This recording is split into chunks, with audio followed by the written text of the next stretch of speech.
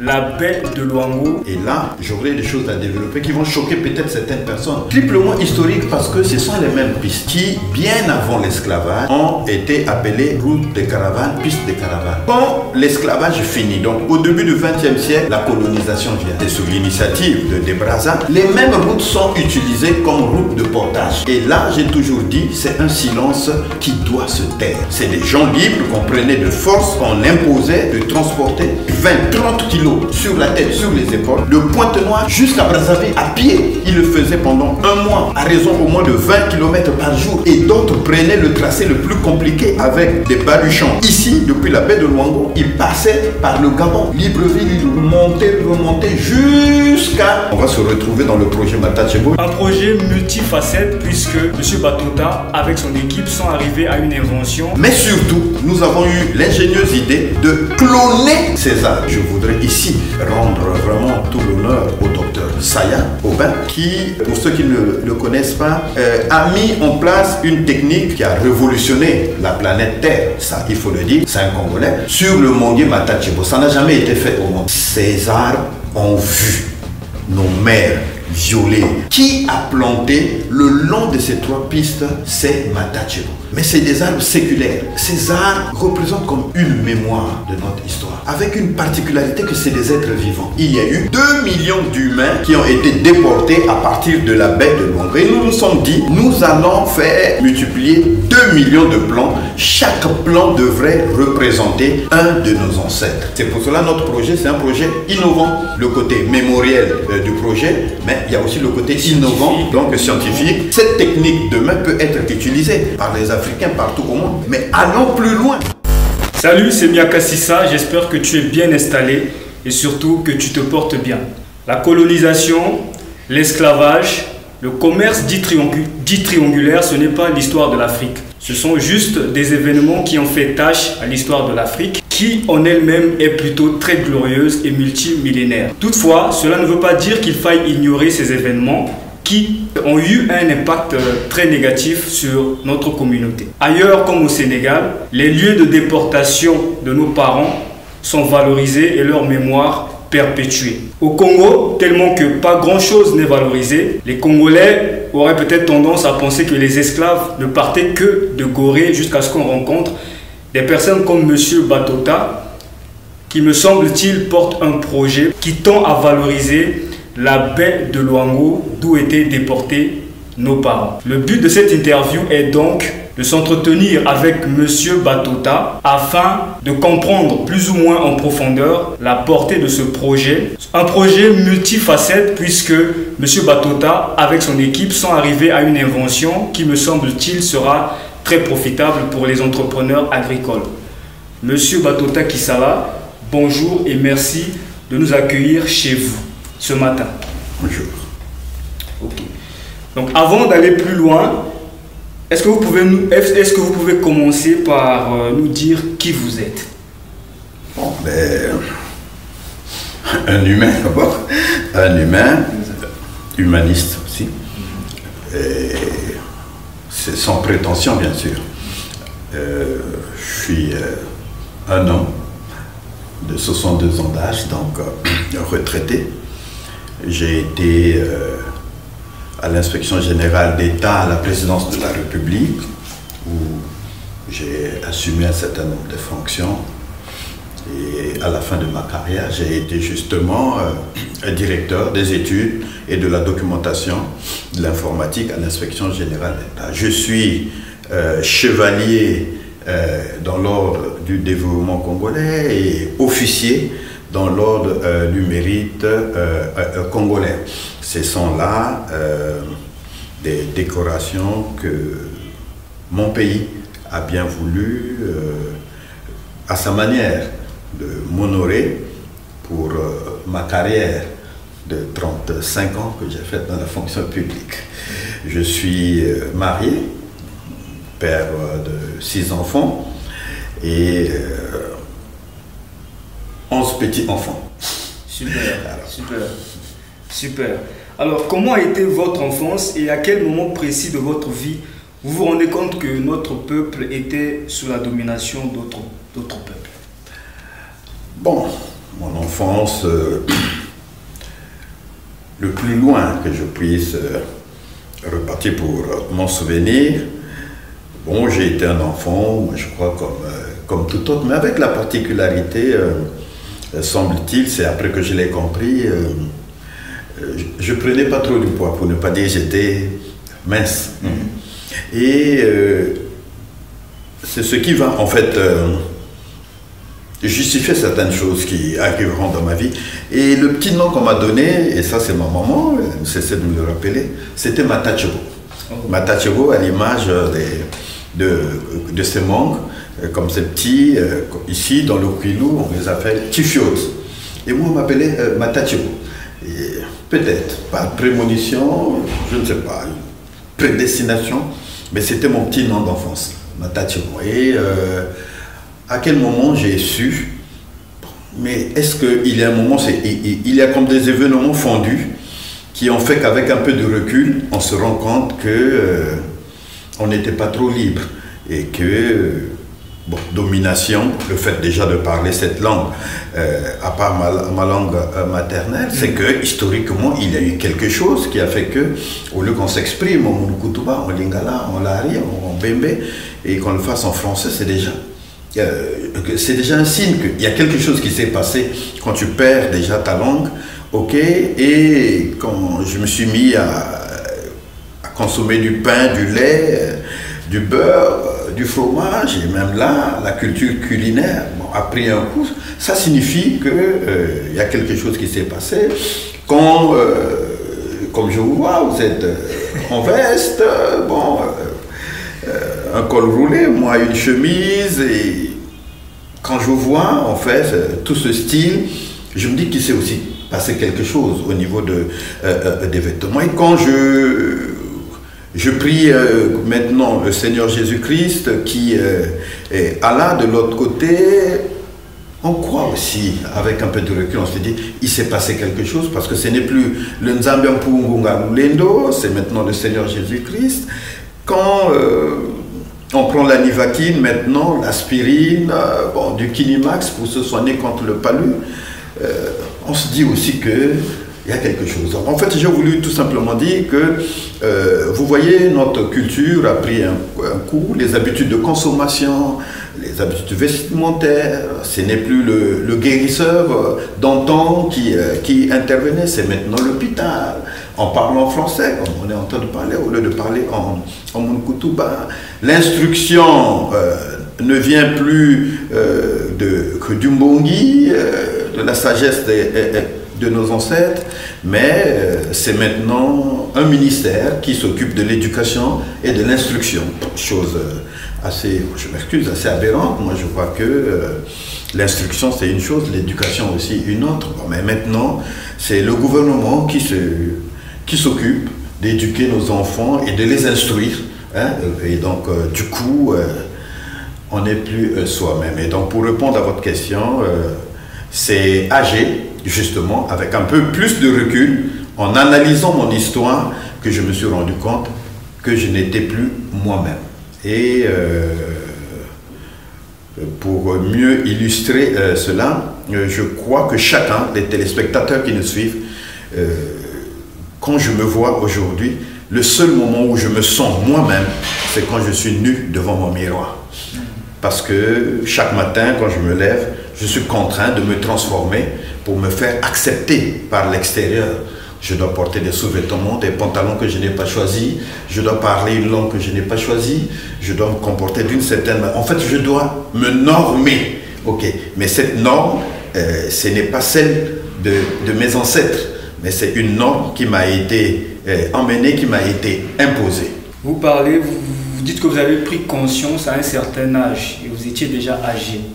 C'est déjà après votre carrière professionnelle, c'est-à-dire pendant que vous êtes à la retraite, ou est-ce que déjà pendant que vous étiez en train d'exercer votre carrière professionnelle, vous aviez déjà eu ce moment de révolte à l'intérieur de vous et vous avez déjà commencé à agir dans le sens du projet Matachebo, même si on va arriver à sa genèse.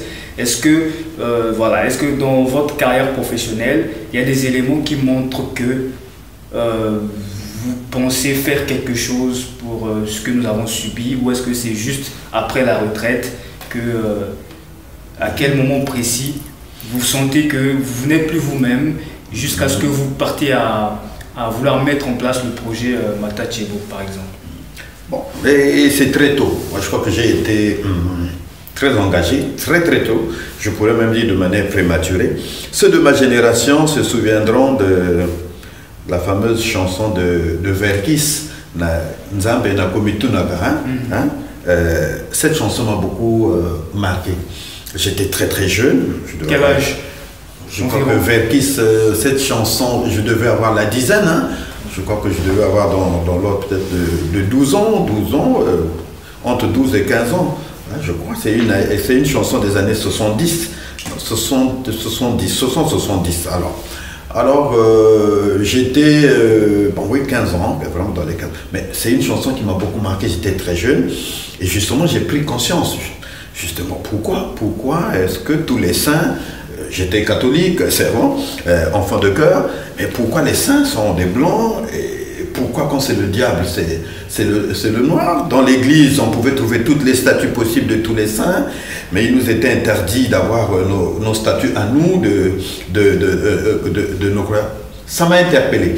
Et puis, adolescent, ceux qui ont mon âge, j'ai aujourd'hui 62 ans, on a commencé à découvrir certains mouvements, afro, donc les Black Power aux États-Unis. On a commencé à écouter Bob Marley. J'ai beaucoup aimé le reggae, mais le reggae derrière ce rythmique, mais c'est toute une révolution, c'est une chanson engagée et c'était une prise de conscience.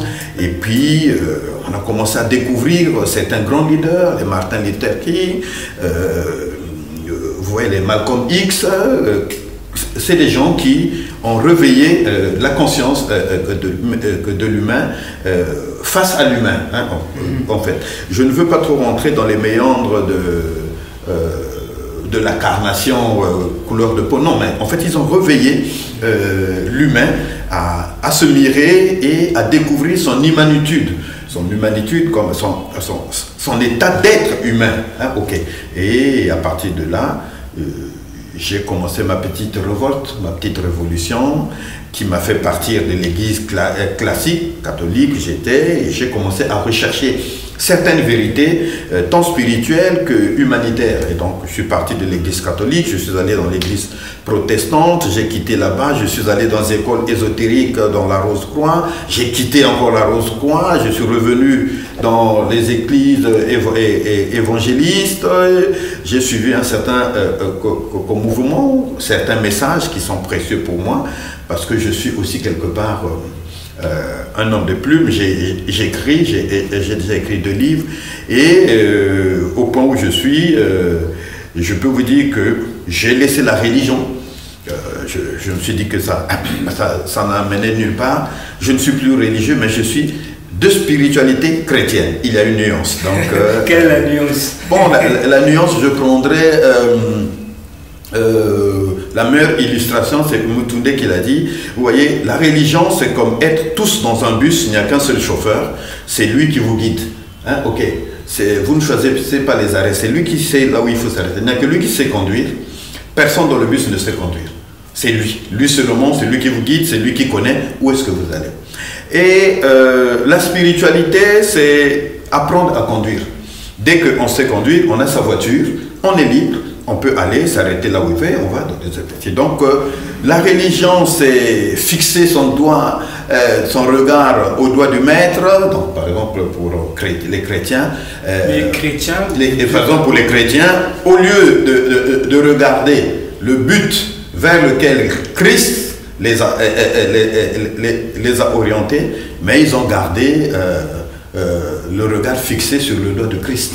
Donc vous comprenez, donc entre le but et le leader, celui qui vous guide, celui qui vous oriente, si vous focalisez, donc il y a une forme de fixisme sur l'homme au lieu de voir la direction et le message. Donc je suis maintenant de spiritualité et chrétienne, mais j'avoue que je me suis beaucoup formé au travers d'un message d'un prophète connu, William Marion Branham.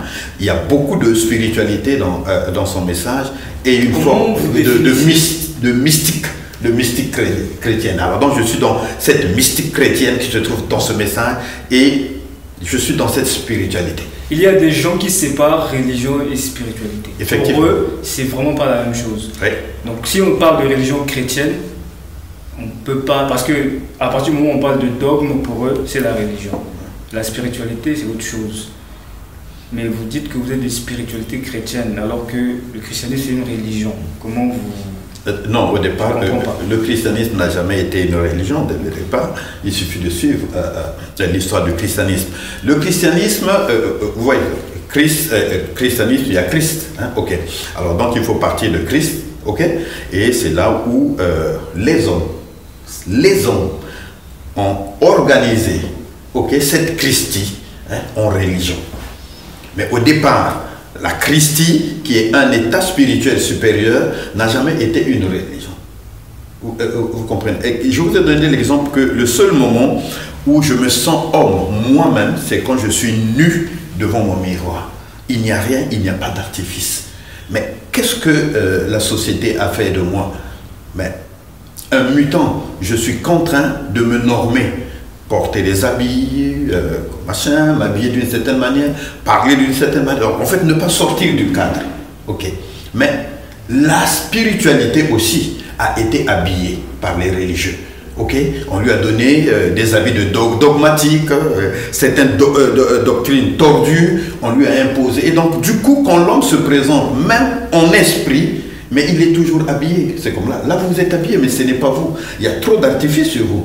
Le vrai vous, c'est l'homme nu, comme un verre, comme on dit. Oui, bon, on dirait peut-être que... Mais nos ancêtres, même à l'époque, vous voyez les rois, ils s'habillaient.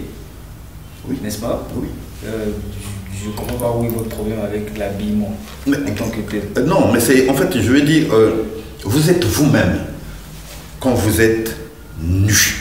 Il n'y a rien n'a été apporté. Donc, tel que vous êtes né, certes, votre morphologie a dû changer, hein, étant adulte. Mais en fait, on veut dire, l'être fœtal, quand il grandit, quand il naît, il est l'homme. Voilà l'homme. Ok. Mais après, la société prend en charge cet homme. Hein, ok. Lui donne le norme, lui met dans certaines normes. Oui, tu dois porter un sous-vêtement, les chaussures, ceci, cela. Mais en fait, c'est ce qui a fait aussi le progrès. L'homme, c'est un être qui est devenu ce qu'il est aujourd'hui, mais il ne l'était pas. Quand il naît, c'est juste un bébé, c'est un vermisseau tout nu. Vous comprenez? Donc je veux dire que, tout comme la religion, notre société aussi nous a habillés d'une certaine manière pour que nous puissions paraître, hein, comme le fait. Et donc la religion fait quoi? Il prend l'esprit nu, hein, oui, ok, et il l'habille de dogmes et de certaines croyances, de certaines doctrines. Okay. Et donc c'est pour toi que je dis, si tu veux te redécouvrir, c'est de te dépouiller d'abord de ce que les autres ont amené et de te regarder. Et c'est là où tu verras que tu es l'autre, hein, et que en réalité tu n'es pas. Bon, c'est peut-être un peu plus compliqué. Il y a des gens qui pensent que l'esclavage, tout ce que nous avons subi au contact des peuples locaux d'Hermes, est dû en grande partie par la religion. Est-ce que vous partagez ce point de vue? Non, moi, je ne crois pas.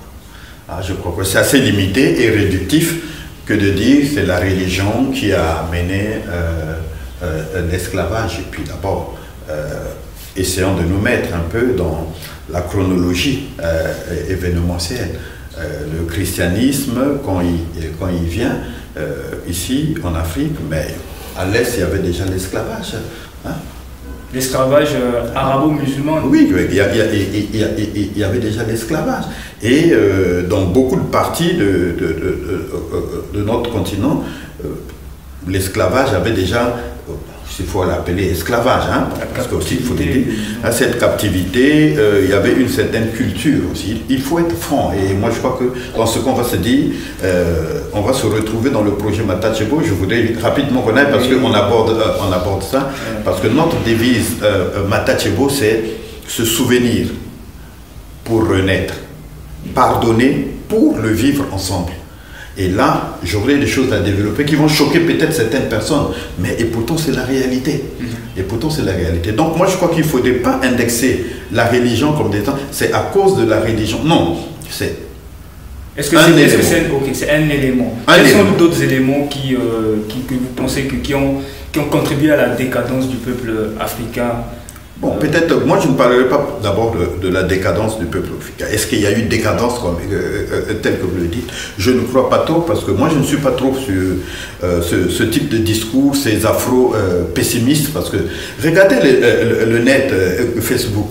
Vous verrez 80% des Africains, ils prennent ce malin plaisir de dénigrer l'homme noir. Non, l'homme n'est pas développé, tout. En prenant tout un modèle occidental, ils croient que pour qu'on soit développé, il faudrait qu'on vive comme des blancs, qu'on devienne comme des blancs, alors que nous le savons jusqu'aujourd'hui, que c'est une culture, je m'excuse, purulente, moralement détraquée, et que aujourd'hui, le capitalisme dont nous voulons faire un modèle, un idéal, mais écoute, c'est un système décadent. Hein. Est-ce que c'est pas justement parce que nous voulons suivre cela que nous sommes dans la décadence? Mais effectivement, c'est à partir de là, parce que chez nous, on dit que chez les Bakongo, si tu te perds, il faut revenir à la croisée des chemins.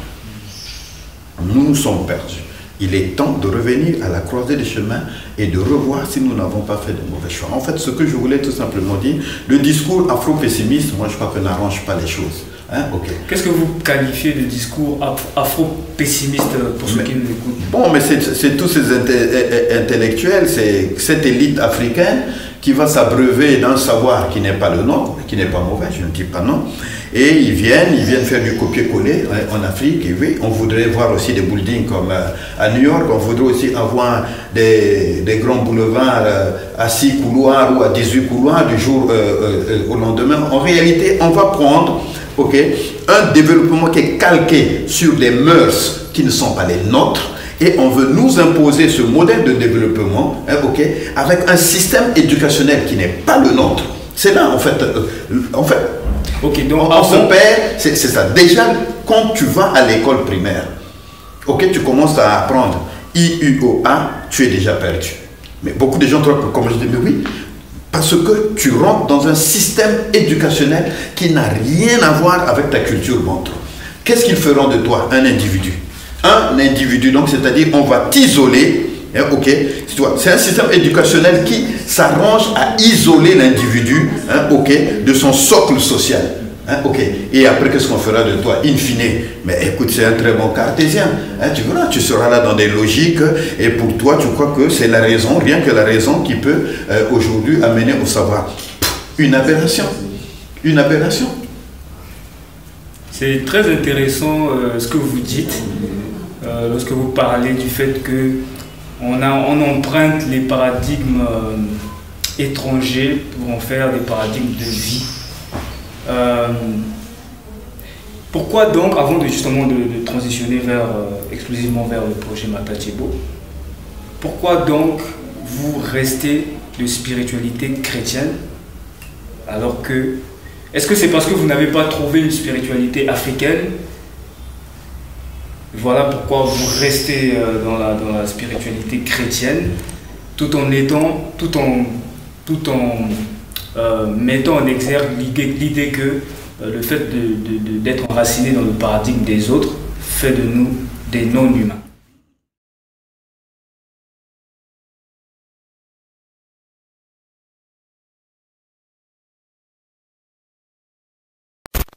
Très bien.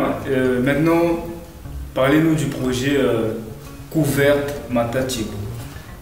Déjà, d'où est tiré le nom? Je crois savoir que Matachebo, c'est un surnom qui vous avait été attribué dans votre jeunesse. Mais dites-nous encore, donnez-nous encore un peu la genèse de votre projet.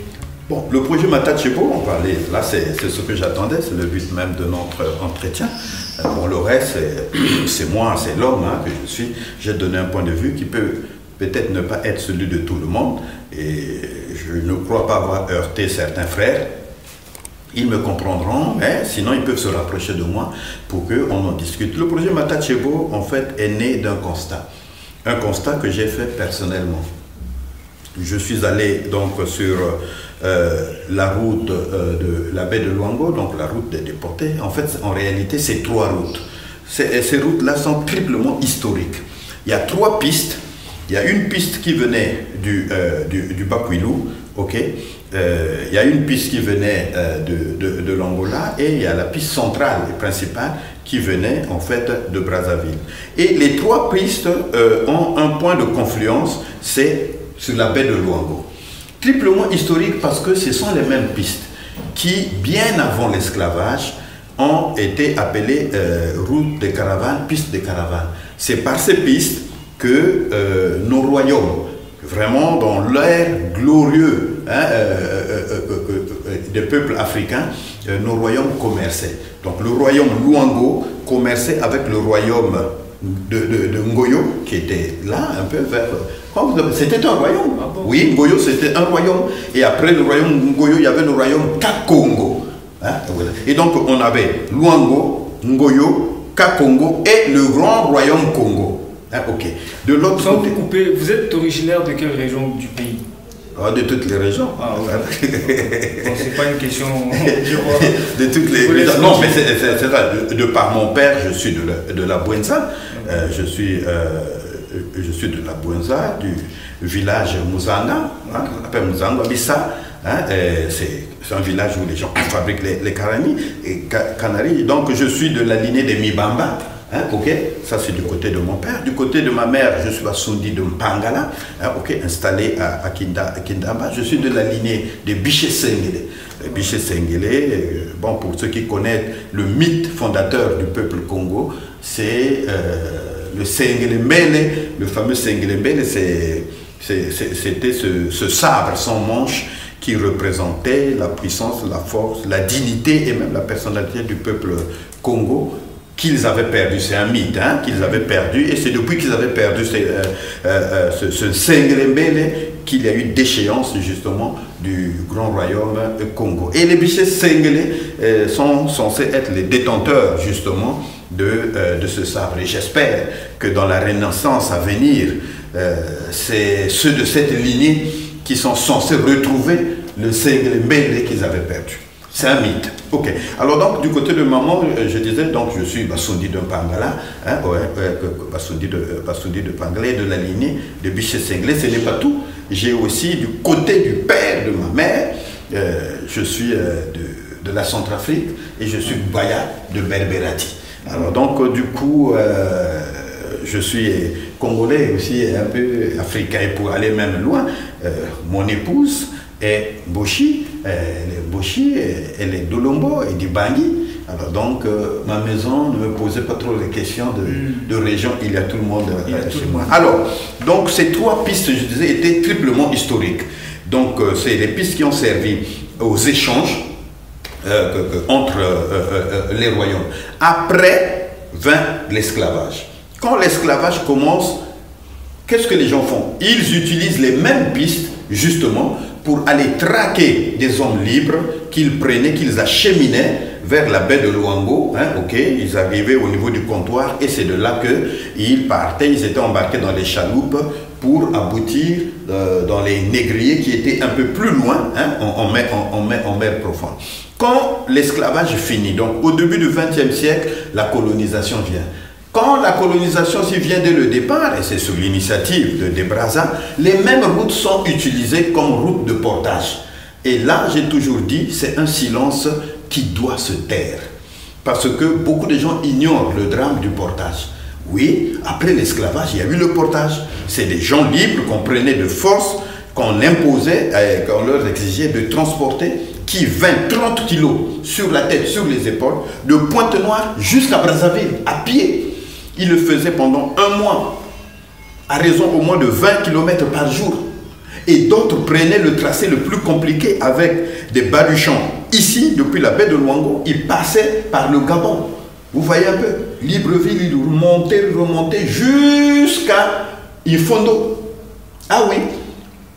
Et d'autres s'arrêtaient vers la Lima, et de la Lima, on prenait les marchandises et ils aboutissaient sur le fleuve Congo. Donc tout ce qu'il y avait eu comme les premiers bateaux des colons dans les années 1800, ces bateaux sont venus ici sur la baie de Luango en pièces détachées. Chaque pièce était portée par nos pères. De force, beaucoup mouraient, beaucoup fuyaient. Et c'est d'abord pendant le portage qu'il y a eu un regain de révolte. La majorité, les Mabiala Manganga, Mabiala Makoko, ces noms s'élèvent plus en tête. C'était pendant le portage. Hein? Oui, bon, mais Machouan n'est pas trop intervenu sur le portage. Bien qu'on parle plus de Machouan, mais je vous dis que Mabiala Manganga était plus actif. Hein? Ok, on peut dire que Machouan c'était peut-être l'état-major, mais le front c'est Mabiala Manganga parce que c'était un coupeur de route, Mabiala Manganga. Ah oui, un coupeur de route, quand il voyait des cargaisons de portage, il coupait les routes, il a même tué. Hein? Comment il faisait ça? Comment il faisait ça? Mais j'imagine qu'il était moins armé que...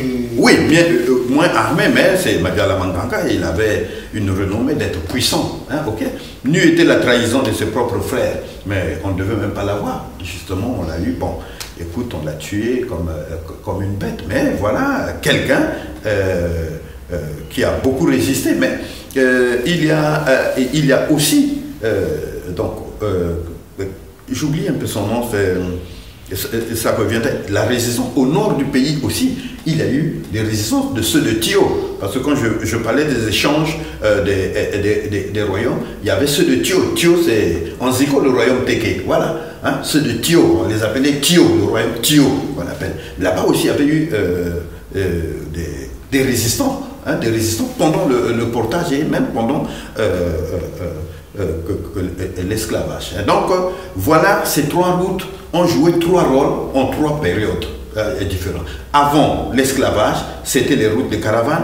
Pendant l'esclavage, c'était les routes de déportation par où on amenait les captifs pour les déporter à la Caraïbe et aux Amériques. Et au début de la colonisation, c'était des pistes de portage. Mais la particularité, la singularité de ces pistes, toutes les trois sont bordées de deux rangées de manguiers Matachepo. Jusqu'aujourd'hui, les historiens ne sont pas trop d'accord entre eux. Qui a planté le long de ces trois pistes? C'est Matachepo. Mais c'est des arbres séculaires, donc qui ont fait déjà des siècles, et donc ces arbres ont vu passer les esclaves. Ces arbres ont entendu pleurer ces déportés. Ces arbres ont encaissé les vibrations et les cliquetis des chaînes de nos pères qui passaient. Ces arbres ont vu nos mères violées. Ces arbres ont vu les petits-enfants qui ont été emportés de force. Donc, ces arbres représentent comme une mémoire de notre histoire, avec une particularité que c'est des êtres vivants. Alors qu'ailleurs, que vous allez à l'île de Gorée, que vous allez à Ouida, au Bénin, que vous allez partout au Ghana, vous verrez que les vestiges qui sont restés, ce sont des constructions en matériaux durables, qui ne parlent pas.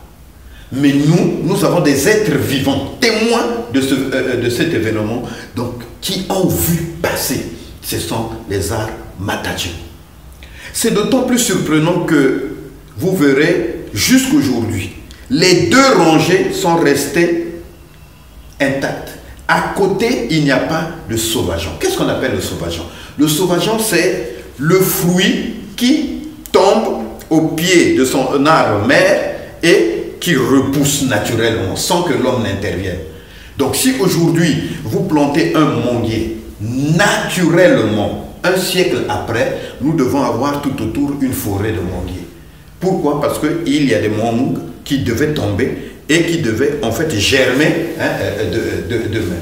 Malheureusement, et de manière surprenante, vous pouvez aller le constater aujourd'hui, sur la baie de Luango, sur les 3 pistes, mais plus précisément au niveau du confluent, donc sur la baie de Luango, là où il y avait le comptoir, il n'y a pas de sauvageons.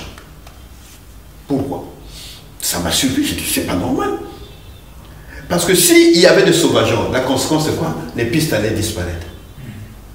S'il y avait des sauvageons, aujourd'hui on ne saurait même plus peut-être où passer les pistes parce qu'on devait avoir des forêts 3 siècles après, on devait avoir une forêt de manguiers qui s'étend peut-être sur 1 kilomètre. Mais il n'y en a pas. C'est comme si quelque part, il y a une force qui a voulu garder intact ce passage pour que toi et moi et ceux qui sont en train de nous suivre sachent qu'il s'est passé quelque chose sur ces pistes. Et donc c'est ce qui a attiré mon attention. Et c'est quand je vais essayer d'observer, je vais me rendre compte que toute la zone est surinfestée par ce qu'on appelle le charançon du noyau de mangue. C'est une bestiole qui attaque les mangues. Donc quand vous avez le fruit matat chez vous, vous remarquez, il y a des petites taches noires. Chaque tache noire, c'est une porte d'entrée d'un charançon. À l'intérieur, vous voyez que quand on le mange, ça devient très difficile. Il faut faire attention, sinon tu avales le charançon en vermisseau ou machin. Alors c'est cette bestiole qui a fait ce travail de conservation. Moi je dis que c'est un travail de conservation de l'histoire. Et même s'il faudrait qu'on traite ces manguiers, je voudrais remercier ces charançons.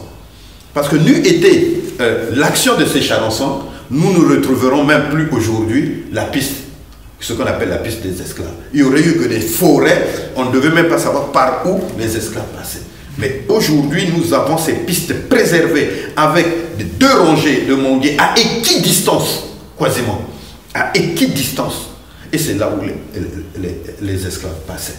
Alors donc, conscient de ce drame d'abord, je me suis dit, oh là là, mais puisque ils n'ont pas donné de sauvageons, puisque ces arbres, pour la majorité, sont arrivés à presque 3 siècles, alors que le manguier matachebo, semble-t-il, disent les botanistes, sa moyenne de vie est de 3 siècles. 3 siècles et demi au plus tard, ce qui signifie que dans très peu de temps, ces manguiers vont mourir. Et si ces manguiers meurent, disparaissent, nous allons perdre les traces de cette histoire. Alors, je me suis dit, en tant que coopérative, je devais mettre en place un projet pour sauver ces manguiers si on peut, mais surtout, nous avons eu l'ingénieuse idée de cloner ces arbres, mais vraiment cloner. On a pris des clones par ce qu'ils ont appelé les scientifiques par bouturage sur pied-mère hors sol. Qu'est-ce que ça signifie? Une fois que nous avons pris la décision de mettre en place ce projet Matachebo, n'ayant pas toutes les compétences, nous nous sommes arrangés à signer des conventions de partenariat associatif avec toutes les administrations, toutes les compétences locales. Donc nous avons signé un contrat de partenariat avec le SNR, qui est le Service national du reboisement. Nous avons signé avec le CRDPI, justement, qui est un grand centre justement de recherche sur la durabilité, sur la production des produits industriels. Nous avons signé avec le centre de valorisation de produits forestiers non ligneux. Nous avons signé avec le musée de Diosso. Nous avons signé avec les directions départementales du patrimoine et des archives du Congo. Nous avons signé des partenaires avec les directions départementales du tourisme. Donc, on s'est arrangé à s'entourer de toutes les compétences. Et nous avons posé notre problème. Regardez le drame. Qu'est-ce que nous pouvons faire? Et donc, nous avons mis en place une stratégie qui est partie du CRDPI. Je voudrais ici rendre vraiment tout l'honneur au docteur Saya Aubin, qui, pour ceux qui ne le connaissent pas, a mis en place une technique pour la multiplication des eucalyptus qui a révolutionné la planète Terre. Ça, il faut le dire, c'est un Congolais, parce que ces techniques sont venues du CRDPI. Il s'agissait de multiplier l'eucalyptus par bouturage sur pied-mère hors sol. Le docteur Saya, sans vous couper, il est résident au Congo? Il est résident au Congo, il est membre du projet, vous pourrez même l'interviewer. Alors donc le docteur Saya, qui était le directeur du CRDPI, a mis à la disposition du projet tout ce qu'il avait comme connaissance et a relevé un grand challenge. De 2019, novembre 2019, quand nous avons initié ce projet, jusqu'à 2020, donc vraiment fin 2020, il s'est mis dans un travail de recherche et développement parce qu'il fallait essayer d'appliquer la même technique qu'on applique sur les eucalyptus sur le manguier Matachebo. Ça n'a jamais été fait au monde. Et donc, il a pu réussir parce que nous avons eu des pieds mères enracinés. Bon, je donne les termes, je ne suis pas trop... donc, qu'est-ce que ça signifie le bouturage sur pieds mères hors sol? Nous savons que, ça c'est des connaissances que j'ai acquises, elles sont livresques, je ne suis pas, les professionnels doivent me pardonner. Nous savons qu'il y a la multiplication végétative, classique que nous connaissons. C'est par, comment on dit, greffe, quand on greffe un manguier, ça c'est ce qu'on appelle multiplication végétative. Quand on marcotte, on fait des marcottages, ça aussi c'est une multiplication végétative. Sauf que, quand on le fait avec ce système, on prend un élément qui est déjà âgé, à partir de cet élément âgé, on fait sortir d'autres. Mais quand l'arbre qui vient, l'arbre qui sera produit à partir de cette technique, aura l'âge génétique du greffon, aura l'âge génétique de la branche qu'on avait coupée pour faire le marcotage. Or, par la technique du docteur Saya, on rajeunit le matériel. Donc nous partons comme à base zéro. Donc c'est comme une plante qui vient de naître aujourd'hui. Hein, vous comprenez? Et qu'est-ce qu'ils font? Ils prennent le pied mère, donc on prend la graine au départ. Dès qu'il arrive comme ça, chaque semaine, il sort quelque chose de 3 bourgeons. 2 à 3 bourgeons. Eux, ils découpent les petits... Le noyau? Non, le noyau donne un petit plant. Ok. Qui atteint peut-être 10 cm à peine, là. Mais les 10 cm après, il commence à sortir d'autres feuilles. Donc, à chaque fois qu'il sort un petit bourgeon, un rameau, eux, ils découpent ce rameau. Ils le replantent. C'est ce rameau-là qui est déplanté. Donc, du coup, l'arbre, le pied mère, nous donne par semaine quelque chose de 3 plants. Par mois, 12. Vous voyez, la technique, elle est revenue. Donc, nous avons 12, mais attention, pas n'importe quelle plante, mais rajeuni. Rajeuni, donc, ce sont des clones parfaits. Rajeuni, ça veut dire quoi? Qu'est-ce que vous pensez? Mais le rajeunissement, donc, c'est comme si c'est une plante qu'on vient de planter. Hein. Aujourd'hui, c'est comme si on l'a fait de manière sexuée. Vous voyez, donc, la multiplication sexuée, on prend la graine de mangue, le noyau, on plante. Quand ça sort, ça c'est sexué. Ok, mais au lieu de prendre 1 million de noyaux, ce qui n'est pas évident puisque les noyaux sont attaqués, 70% des noyaux sur Luango ont déjà été attaqués par le charançon du noyau de mangue. Qu'est-ce qu'on a fait? On utilise cette technique. À partir d'un seul arbre, chaque mois, nous avons 12. Vous voyez? Et l'année, nous avons 100 et quelques 200, presque 200. Et donc, c'est à partir de ces pieds mères, nous irons. Donc, si vous avez 1000 pieds mères, vous voyez, 1000 pieds mères par mois, ça vous fait 12 000. Par année, 120 000. Vous comprenez? Et vous multipliez pour atteindre les 2 millions. Et donc, pour atteindre les 2 millions, nous avons utilisé cette technique, Dieu merci, qui a donné, c'était pas facile parce qu'il fallait qu'on atteigne l'étape d'enracinement. Et Dieu merci, donc, nous avons dépassé la phase recherche-développement. Maintenant, nous allons nous lancer la prochaine saison de mangue au niveau de la production. Voilà. Ok. Donc, si j'ai bien compris votre exposé, le projet Matachebo est né en novembre 2019.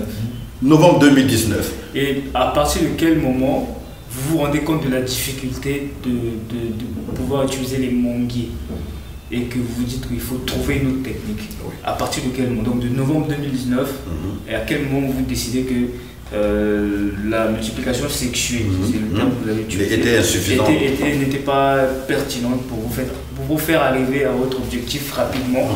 Et comment vous êtes arrivé finalement au docteur? Non, c'est parti d'un constat évident. Je crois que si vous rappelez du récit que je viens de donner, nous avons constaté que près de 70% des noyaux étaient déjà attaqués par le charançon et donc ne pouvaient pas donner des plants. Donc du coup, la méthode de multiplication sexuée posait un problème.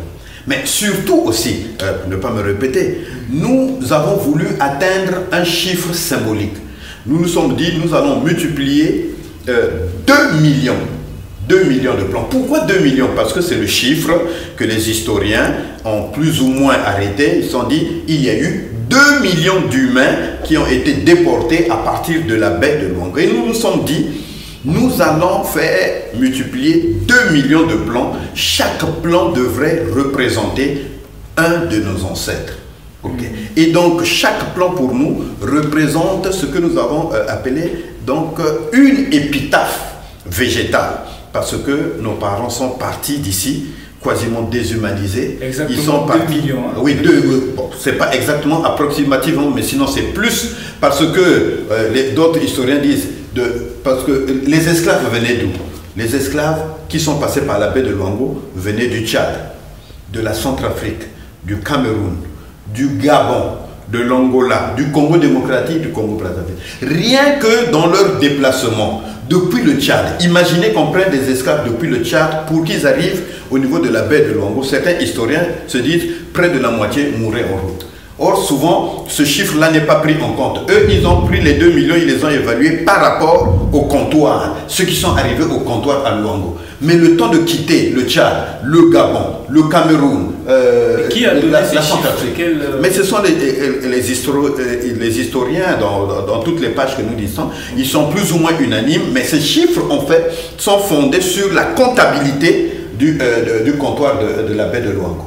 Mais ces chiffres ne tiennent pas compte de ceux qui sont morts avant. Vous voyez?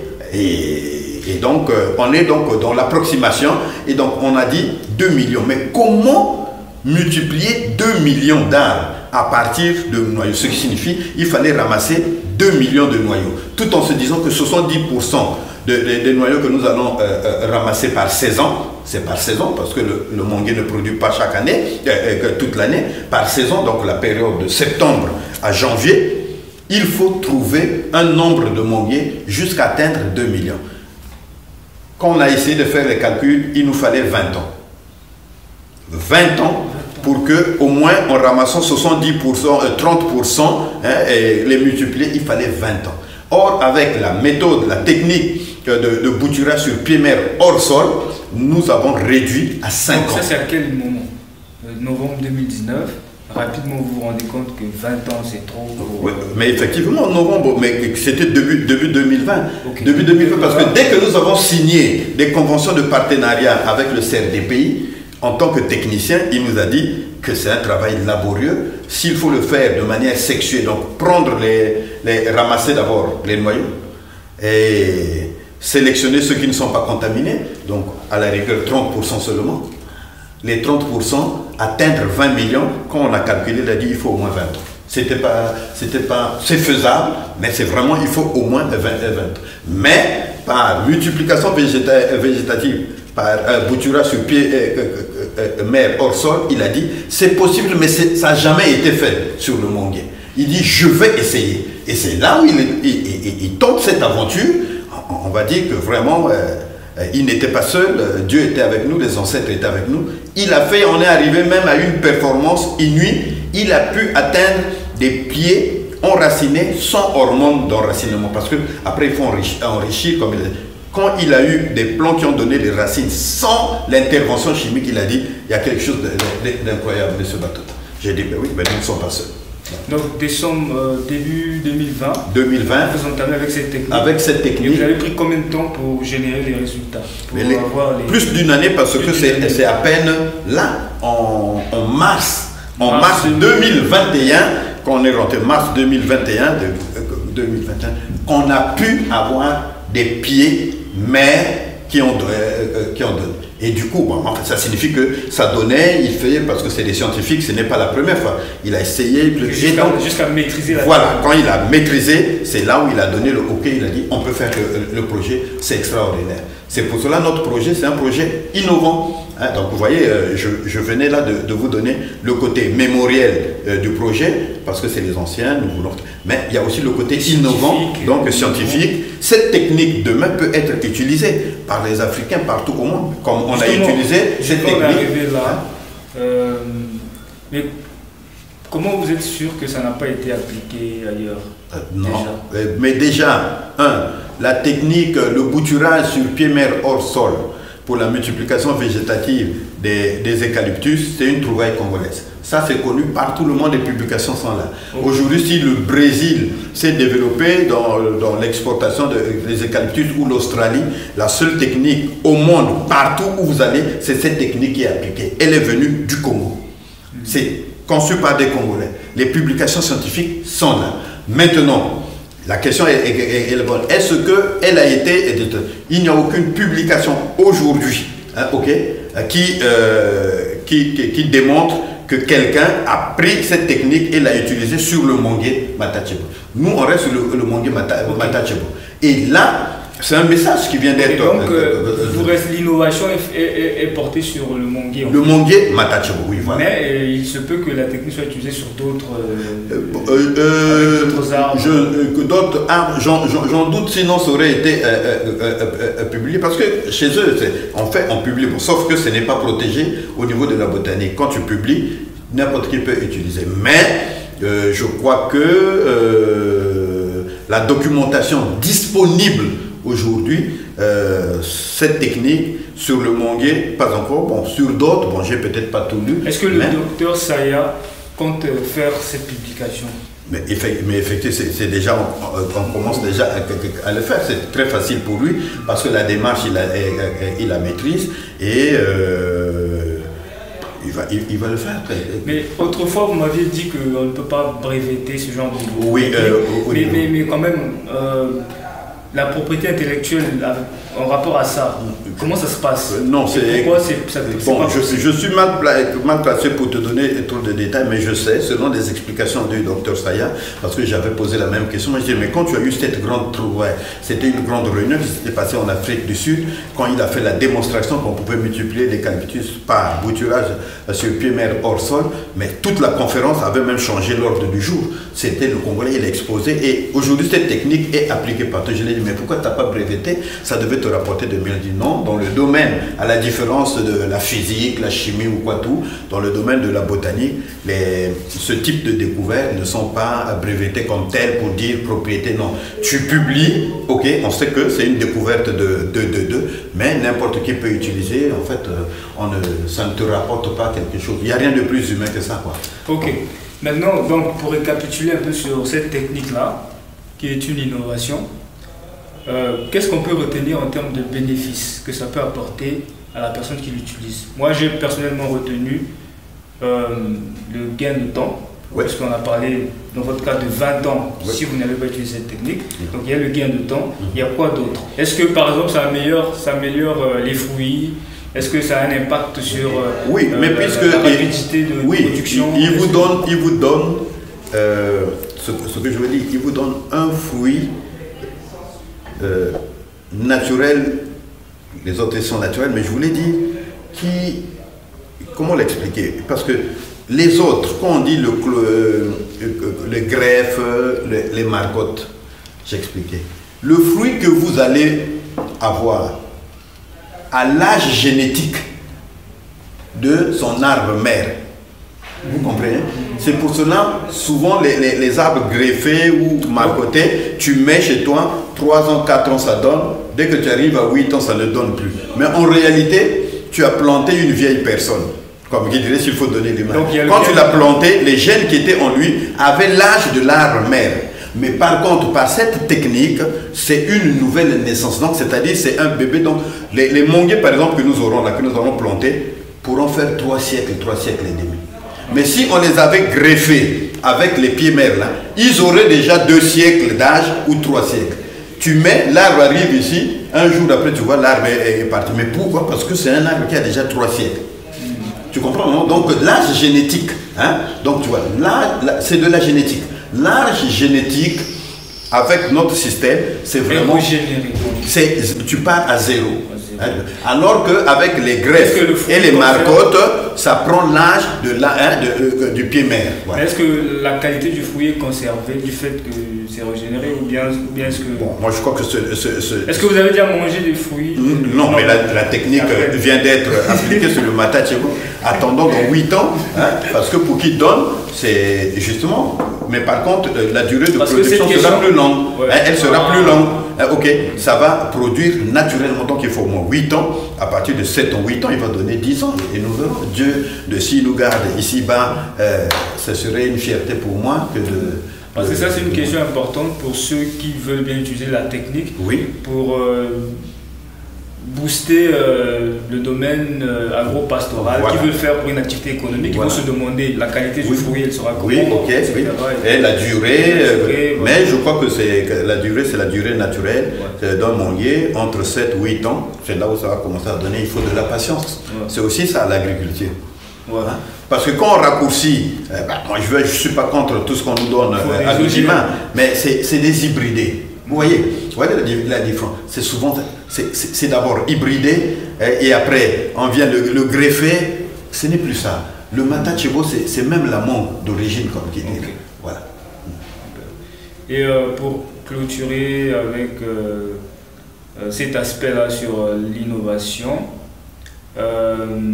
s'il y a quelqu'un qui nous suit, qui veut tout de suite savoir comment il peut exploiter cette technique-là, est-ce qu'il y a déjà un processus en place que vous avez mis pour aider ces personnes, ou est-ce que ça va venir après? Non, même si ce n'est pas dans l'objectif, mais il rentre en contact avec Matachebo, nous le mettons en contact avec le docteur Saya, qui a un cabinet, qui a aussi un cabinet privé, hein. Bon, surtout que maintenant il a admis à la retraite, il a son cabinet d'études qui est là et qui est spécialisé sur ce mode de multiplication. Voilà. Et lui, il m'a déjà dit, il a déjà fait avec le moringa, il a déjà fait le moringa avec ce système.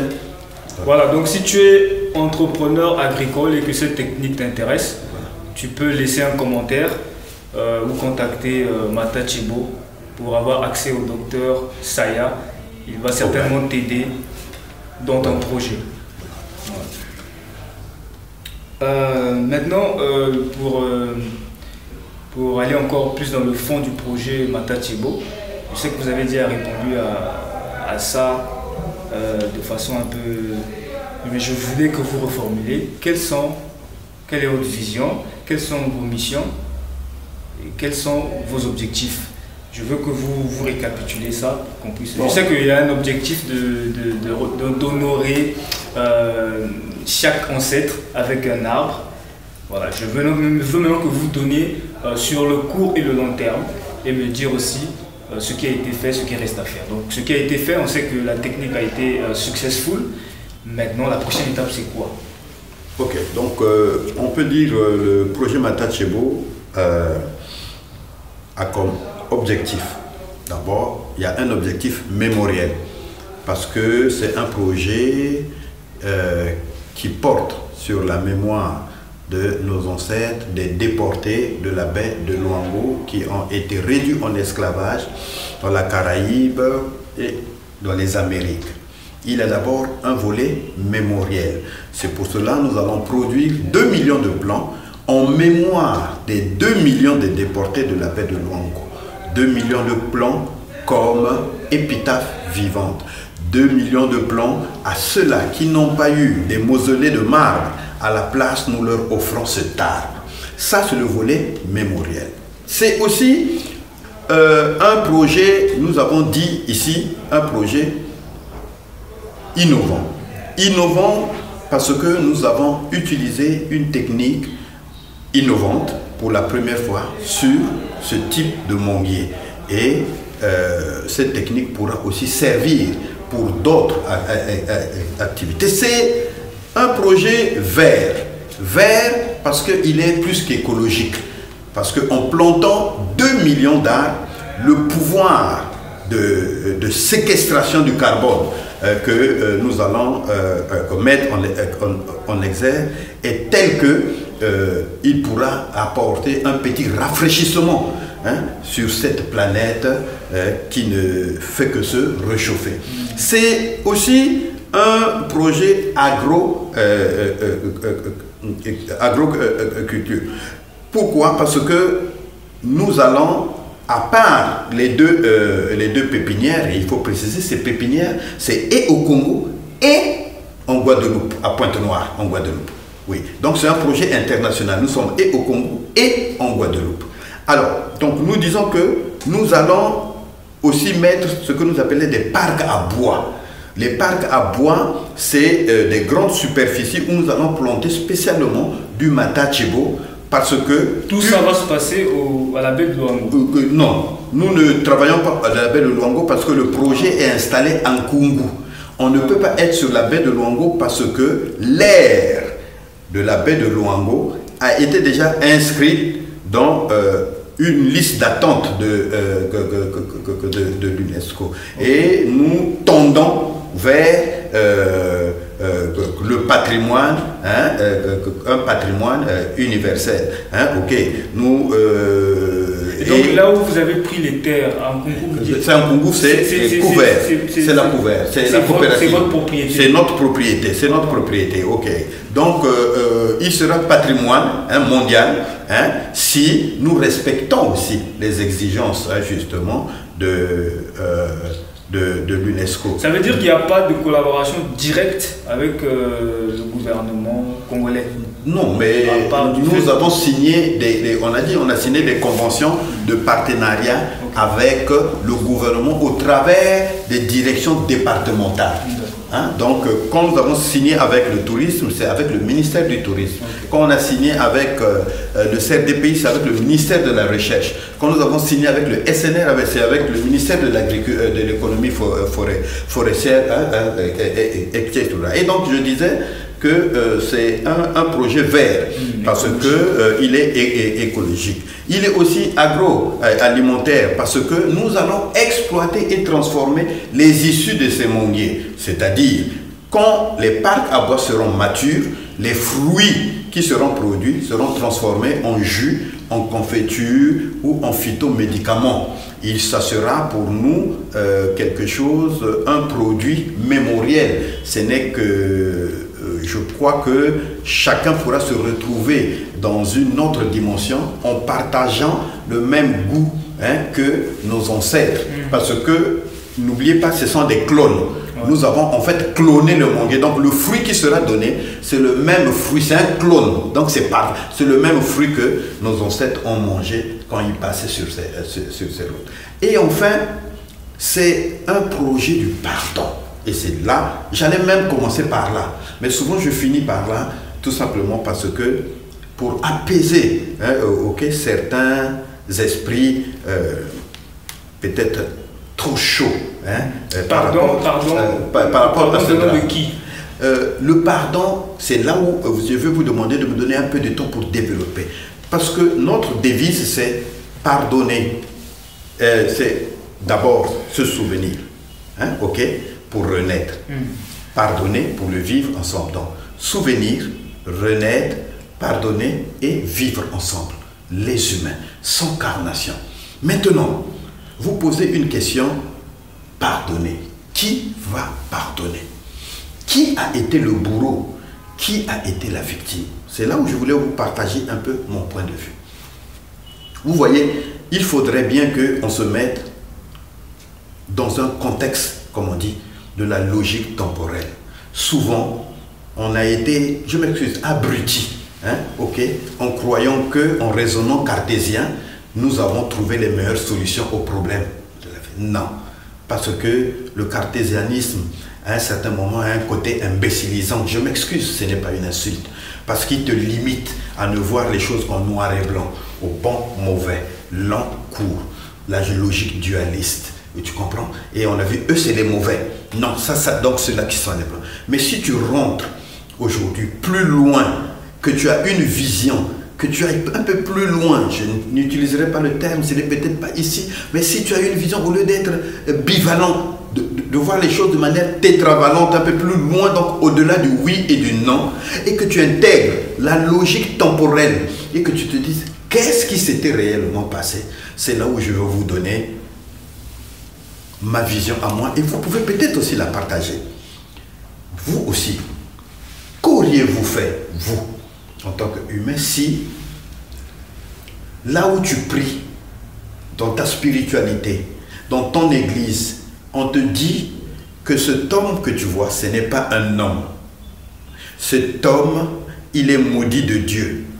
Cet homme que tu vois, oh, c'est depuis la Bible, lui, ce n'est même pas, il n'a pas une âme. Et que du coup, dès que tu ouvres le premier livre scientifique, tu tombes sur des grands scientifiques qui ont fait des démonstrations. Les eugénismes, si tu as déjà entendu parler, l'eugénisme, où les scientifiques te démontrent scientifiquement, avec des termes, que l'homme noir, ce n'est pas un homme, c'est le chaînon manquant entre le singe et l'homme. L'homme noir, il est abruti, l'homme noir, et à la rigueur, c'est un animal. Si tu as la science qui conforte la vision de l'église de l'esprit, quelle attitude tu aurais en face d'un noir? Le considérerais-tu comme un humain? Aujourd'hui, beaucoup d'entre nous trouvent le malin plaisir de prendre une pierre, de jeter sur un chien. Mais c'est tout simplement parce qu'on lui a dit ce n'est qu'un chien. Mais si demain on vient te dire que celui qui était chien c'est un humain, est-ce tu auras l'excuse de ton ignorance? Je crois que tu sais ce que je veux dire. Maintenant, l'autre côté. C'était ça l'environnement, la raison de ce temps-là, la façon dont les gens voyaient. Mais derrière, attention, derrière, il y avait des malins, des gens qui manipulaient la science. Il y a des gens qui manipulaient l'église. Ok? C'est tous ces commerçants. Pendant que vous étiez en train de parler de la science ou quoi, tous les négriers s'en mettaient plein les poches. Le capitalisme. C'est le capital, c'est eux. Vous savez pourquoi ils ont laissé l'esclavage? Ce n'est pas parce que les gens ont beaucoup parlé, non. C'est tout simplement parce qu'on était arrivé à un développement scientifique où on n'avait plus besoin de l'IMO. IMO, donc haute intensité de main-d'œuvre. On n'avait plus besoin d'esclaves pour exploiter les champs de canne à sucre.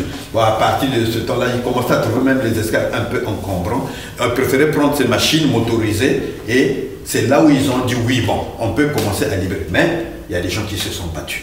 Il y a des gens qui ont donné de leur sang et de leur vie. Ça, je le reconnais. L'autre côté, je donne les deux paramètres pour que vous compreniez qui va demander pardon et si ce n'est pas vraiment l'homme qui doit demander pardon à l'homme. Mais de l'autre côté, il y avait des noirs comme toi et moi qui savaient que toi tu es un humain comme moi, qui n'avaient jamais lu des théories d'eugénisme, qui n'avaient jamais vu une Bible. La Bible n'était pas encore arrivée. Mais dites-moi, quand les Blancs venaient, je peux vous dire, la majorité s'arrêtait au niveau du comptoir et dans les négriers. Qui rentrait dans nos villages? Qui allait jusqu'au Tchad prendre des esclaves pour amener jusqu'ici? Vous dis, le Blanc ne pouvait pas supporter. Il ne peut pas rentrer dans la forêt faire de telles distances. Il y avait des courtiers, des frères, comme toi et moi. Les Noirs ont vendu les Noirs. Non, ça? Pas vendu. Moi, je ne rentre pas dans ce terme. Ils allaient chercher des hommes libres, qu'ils connaissaient libres, qu'ils ramenaient de force jusqu'au comptoir. Beaucoup de nos frères, de nos pères, qui se sont retrouvés là-bas en Amérique, n'avaient vu le Blanc qu'une fois à Luango, à la baie, au niveau du comptoir. Mais d'où ils venaient, les kilomètres qu'ils ont fait, celui qui les matraquait en route, pour les amener comme du bétail jusqu'à la baie, je vous dis, 99% c'était son propre frère noir. Il y avait des raisons. Parce que pour certains, j'ai eu des discussions avec des princes de certains royaumes. Pour d'autres, c'était des captifs de guerre. Pour d'autres, c'était pas des esclaves. Nous, on n'avait pas des esclaves en Afrique. Mais moi, je suis un côté Congo. On les appelle Muntu Nsumba. Hein? Ça existe chez nous. Mais à la différence, c'est qu'on l'intégrait dans la société. Oui, on t'a acheté, mais tu n'étais pas quelqu'un qui travail forcé, déshumanisé. Non, tu viens, tu intègres le village. Tu peux même faire des enfants, même avec l'enfant du chef de village. Et certains même sont devenus chefs de village. Tu comprends? Et donc, on ne peut pas les appeler esclaves. Mais faute de mots, on les assimile aux esclaves. Hein? Si on se limite à dire que, bon, privation de liberté, de là où tu étais de force, on te prend, on t'amène quelque part. Donc, même si on te laisse libre, hein, C'est comme si tu veux dire, j'aime bien ma poule, mais bah, elle est dans un grand poulailler de 500 mètres carrés, machin, elle mange bien tout, mais elle est toujours, c'est une poule captive. Ok, alors donc tu vois, il y avait ces noirs. Et j'ai développé même quelque chose que je voulais partager. Vous savez, les premiers maudits de ces choses-là, si les victimes, les captifs qu'on attrapait, ils étaient en train de maudire quelqu'un, c'était pas le blanc, parce qu'ils ne voyaient pas le blanc, mais ils voyaient son frère noir. Et moi, je suis, j'ai un côté Bakongo, moi je suis côté maternel, Kanda, comme on dit. Donc c'est de là où je tiens ma force et peut-être tout ce qu'il faut. Mais quand quelqu'un du Poul ou un Bakongo te maudit, t'en fais pas, il ne maudira jamais ta tête. Il maudira la descendance de ta mère. Il maudira le sexe de ta mère. Ça, tu le sais. D'abord, va dans la route, même le pauvre taximan dit suffisamment de mal. La première des choses, il te maudit. Donc, qui était maudit? C'était pas le blanc. C'était celui qui est venu attraper le propre frère. Réfléchissons aussi sur ça. Maintenant, qui doit demander pardon? Moi, je crois, il y a des auteurs, oui. Il y a des complices. Okay? Les auteurs, c'est ok. Ok? Il y a eu des auteurs, les négriers qui sont venus, oui. Mais il y a eu aussi des complices. Si les auteurs doivent présenter des excuses, mais la lignée aussi des complices doit aussi présenter des excuses à leurs propres frères. Parce que nous connaissons ces lignées. Le royaume Luango qui est ici, il connaît. Qui étaient les courtiers? Qui de Ngoyo? Est-ce que vous savez que Ngoyo, le royaume Ngoyo et Kakongo ont même produit quasiment plus d'esclaves que Luango? Ils étaient même plus dynamiques, mais aujourd'hui, le royaume Ngoyo n'existe plus, le royaume Kakongo n'existe plus. Qui viendra demander pardon à la place? Le royaume ou le grand royaume Congo, qui viendra demander pardon? Hein? Parce que vous voyez, quand l'esclavage arabo-musulman, mais l'un des plus grands courtiers qu'on appelait Tipo-Tipo, mais Tipo-Tipo c'était Nkanza, son nom de famille, Tipo-Tipo s'appelait Nkanza. Hein? Et si aujourd'hui c'était au Congo, on devait dire c'est un Tchèque. Hein? De l'autre côté, nous pouvons parler maintenant des victimes, des potentielles victimes. Qui était victime de ce drame? Il y a ceux qui, à vif, ont été pris de force et amenés sur la baie de Luango pour être déportés. Oui, mais il y a aussi des victimes qui sont ces enfants qui étaient restés orphelins, ces femmes qui sont restées veuves, ces communautés qui ont été en fait dépouillées, hein, okay, de la force vive, hein, de ses habitants. Mais les victimes aussi, il n'y a pas que les Africains. Il y a ceux-là qui aujourd'hui se sont retrouvés dans la Caraïbe, dans les Amériques, contre leur gré, de génération en génération jusqu'à aujourd'hui. Mais dans ce combat, c'est là où je voudrais interpeller la jeunesse et ceux de mon âge. Ne nous trompons pas d'ennemis. Non, il n'y a qu'un seul ennemi, c'est le mal. Parce que ce combat, ce n'était pas seulement un combat de l'homme noir. Beaucoup de gens l'oublient. L'esclavage a été combattu dans des palais. L'esclavage a été combattu dans des châteaux. L'esclavage a été combattu dans des loges fermées, parce qu'il ne faut pas se fermer les yeux. Il y a des obédiences, par exemple, de la franc-maçonnerie, qui ont beaucoup travaillé pour l'abolition de l'esclavage.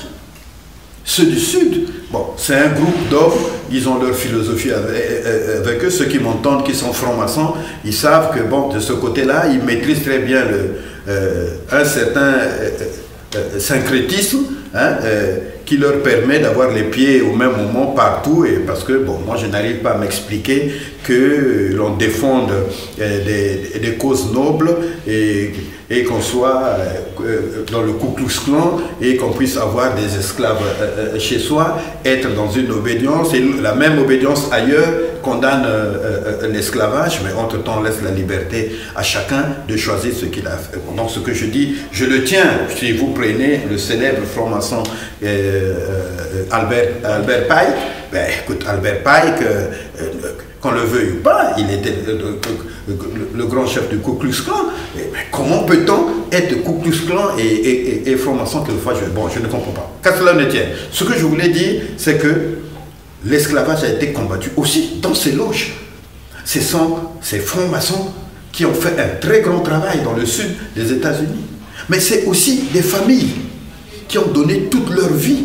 Qui n'a jamais entendu parler de la guerre de sécession? Les abolitionnistes, on appelait tous ces Américains abolitionnistes qui sont morts au champ pour que l'esclavage soit aboli. Mais il y a aussi tous ces nègres marrons qui étaient dans la Caraïbe, qui ont donné leur vie, leur sang pour que nous on soit libérés. Ils en ont bavé, mais ils se sont battus. Alors, qui devrait être dédommagé? C'est l'humain, si vous voyez bien. Ce n'est pas un problème de carnation, ce n'est pas un problème de noir ou de rouge ou de blanc. Parce qu'aux États-Unis, dans le sud des États-Unis, il n'y avait pas que des noirs. Il y avait aussi des blancs, il y avait aussi des rouges. Pendant la guerre de sécession, les tombés n'étaient pas seulement que des blancs. Il y avait des blancs, des rouges et des noirs. Mais qu'est-ce qu'ils voulaient? L'abolition de l'esclavage. Et donc, il y a des mouvements qui sont là, qui sont en train de faire un très grand travail. Le MIR, par exemple, le mouvement international, la reconnaissance, qui ont même porté plainte contre l'État français pour crimes contre l'humanité, qui sont en train de faire ce travail. Alors donc, en fait, la vision du projet Matachepo, c'est vraiment renaître ensemble, mais par le souvenir. Oui, nous devons renaître, pas seulement l'homme noir, non, la renaissance de l'homme, de l'humanitude. Notre capacité d'être noir, de vivre notre humanité, quelle que soit la couleur de la peau, de sorte que nous pouvons transcender justement tout ce qu'il y a eu comme haine, colère, mais nous devons transcender. Mais qu'est-ce qu'il faut? Il faut créer des événements qui nous permettent de faire le deuil de ce drame. Je voulais dire, comparativement, remarquez, comparativement à d'autres drames qui ont marqué l'humanité. Je prends la Première Guerre mondiale, la Deuxième Guerre mondiale.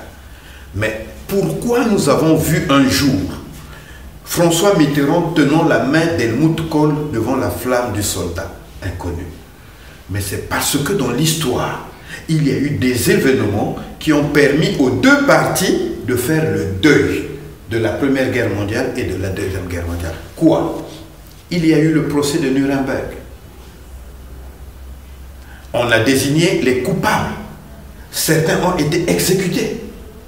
Il y a eu les accords de Potsdam qui ont fait suite aux accords de Yalta, où on a dit à l'Allemagne, tu dois dédommager les Alliés. Oui, ils ne le font pas pour l'Afrique selon les... Voilà, non, j'en viens donc. On a dit à l'Allemagne, tu dois dédommager. L'Allemagne a payé.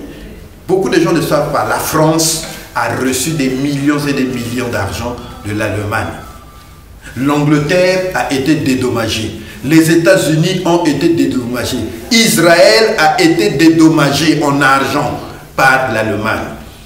Et il vous souviendra, je ne cesse de le dire dans les entretiens que j'ai à peine là, la Grèce n'a pas voulu payer sa dette face à l'Allemagne, prétextant que l'Allemagne n'a pas encore fini de dédommager justement sa dette de guerre. Mais il faut se poser une question. Mais avec quoi les Allemands payent cette dette? Ce n'est pas avec ce que Hitler a laissé, ou ce que Himmler a laissé, ou Göring. Eux, ils sont morts. Mais c'est à partir des impôts, de la labeur des jeunes Allemands qui payent les péchés de leur père. Là, ça passe. Ça ne dérange personne. Que l'Allemagne dédommage les Alliés pour une guerre qui s'est passée, voilà, un siècle. Pour la Première Guerre mondiale. Et on vient ici, la Deuxième Guerre mondiale, voilà plus d'un demi-siècle. L'Allemagne paye. Mais pourquoi il dédommage? Pourquoi le jeune Allemand aujourd'hui doit payer les péchés de leur père? Mais c'est parce qu'il y a eu reconnaissance. Ils ont reconnu que ce que nous avons fait n'est pas bien. Et c'est donc, nous croyons que c'est par la reconnaissance. Quand nous allons reconnaître, et bon, Dieu merci, la France a commencé à faire des efforts, il a reconnu que l'esclavage c'est un crime contre l'humanité. C'est déjà un pas. Le pape est venu à l'île de Gorée à demander pardon pour l'Église. C'est déjà un pas. Mais j'aimerais aussi que certains royaumes africains prennent le courage de demander aussi pardon pour leurs fils qui ont été des collaborateurs justement de ces criminels. Nous connaissons ces lignes, mais nous devons avancer et aller doucement. Nous sommes sur des œufs. Il y a un problème d'ego. Si vous brusquez, quelquefois vous risquez de tout perdre. Mais vous ne pensez pas que c'est d'abord ceux qui sont à la base de ces... Ça, c'est juste des collabos. Est-ce que vous ne pensez pas que ça doit commencer, justement, le pardon doit commencer de la même façon qu'ils font en Europe, là, qu'ils le fassent pour l'Afrique, parce qu'après toutes ces richesses-là ont aidé à construire leur pays. Oui, mais je crois que je viens de le dire. Ça a pris du temps, oui, mais ça commence à bouger. La loi Taubira, le fait que la loi Taubira passe et reconnaisse que l'esclavage était déjà un crime contre l'humanité, du coup, on sait que c'est pas prescriptible. Donc, quels que soient, les auteurs devront être désignés, certains auteurs, puisque en Europe, nous avons encore des traces. Il y a des grandes familles qui existent encore, qui sont là, qui ont fait fortune.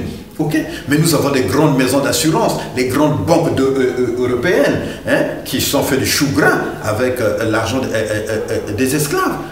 La Suisse est là. Mais beaucoup de jeunes ne savent pas que les chaînes, ce que les entraves que portaient les esclaves, mais les forges étaient suisses.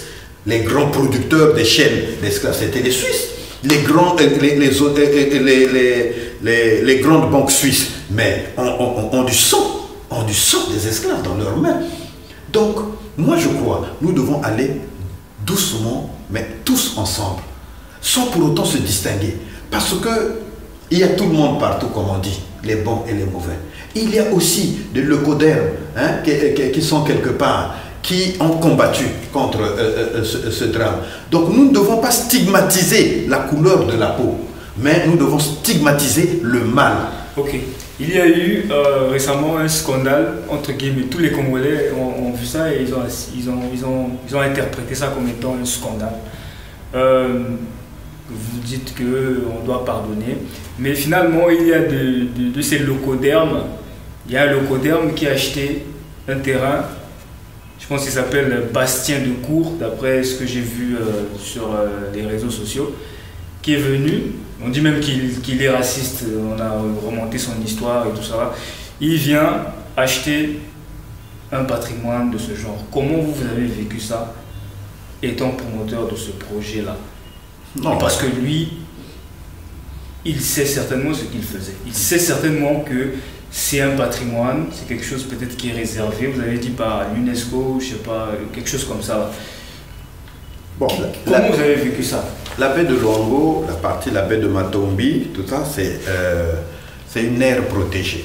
Il y a même des affiches qui sont là. Les pancartes. Non, le problème du mur, on a qualifié ça de mur de la honte. Pour la petite histoire, nous sommes à l'origine. Oui, c'est le projet Matachebo. Dès février, j'avais déjà alerté les réseaux sociaux, j'avais fait des publications avec photos.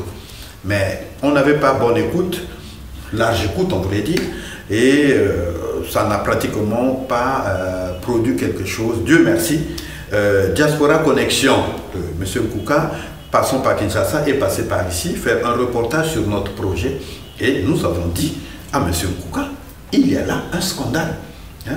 Et il a filmé, il a fait le direct, ça fait le buzz.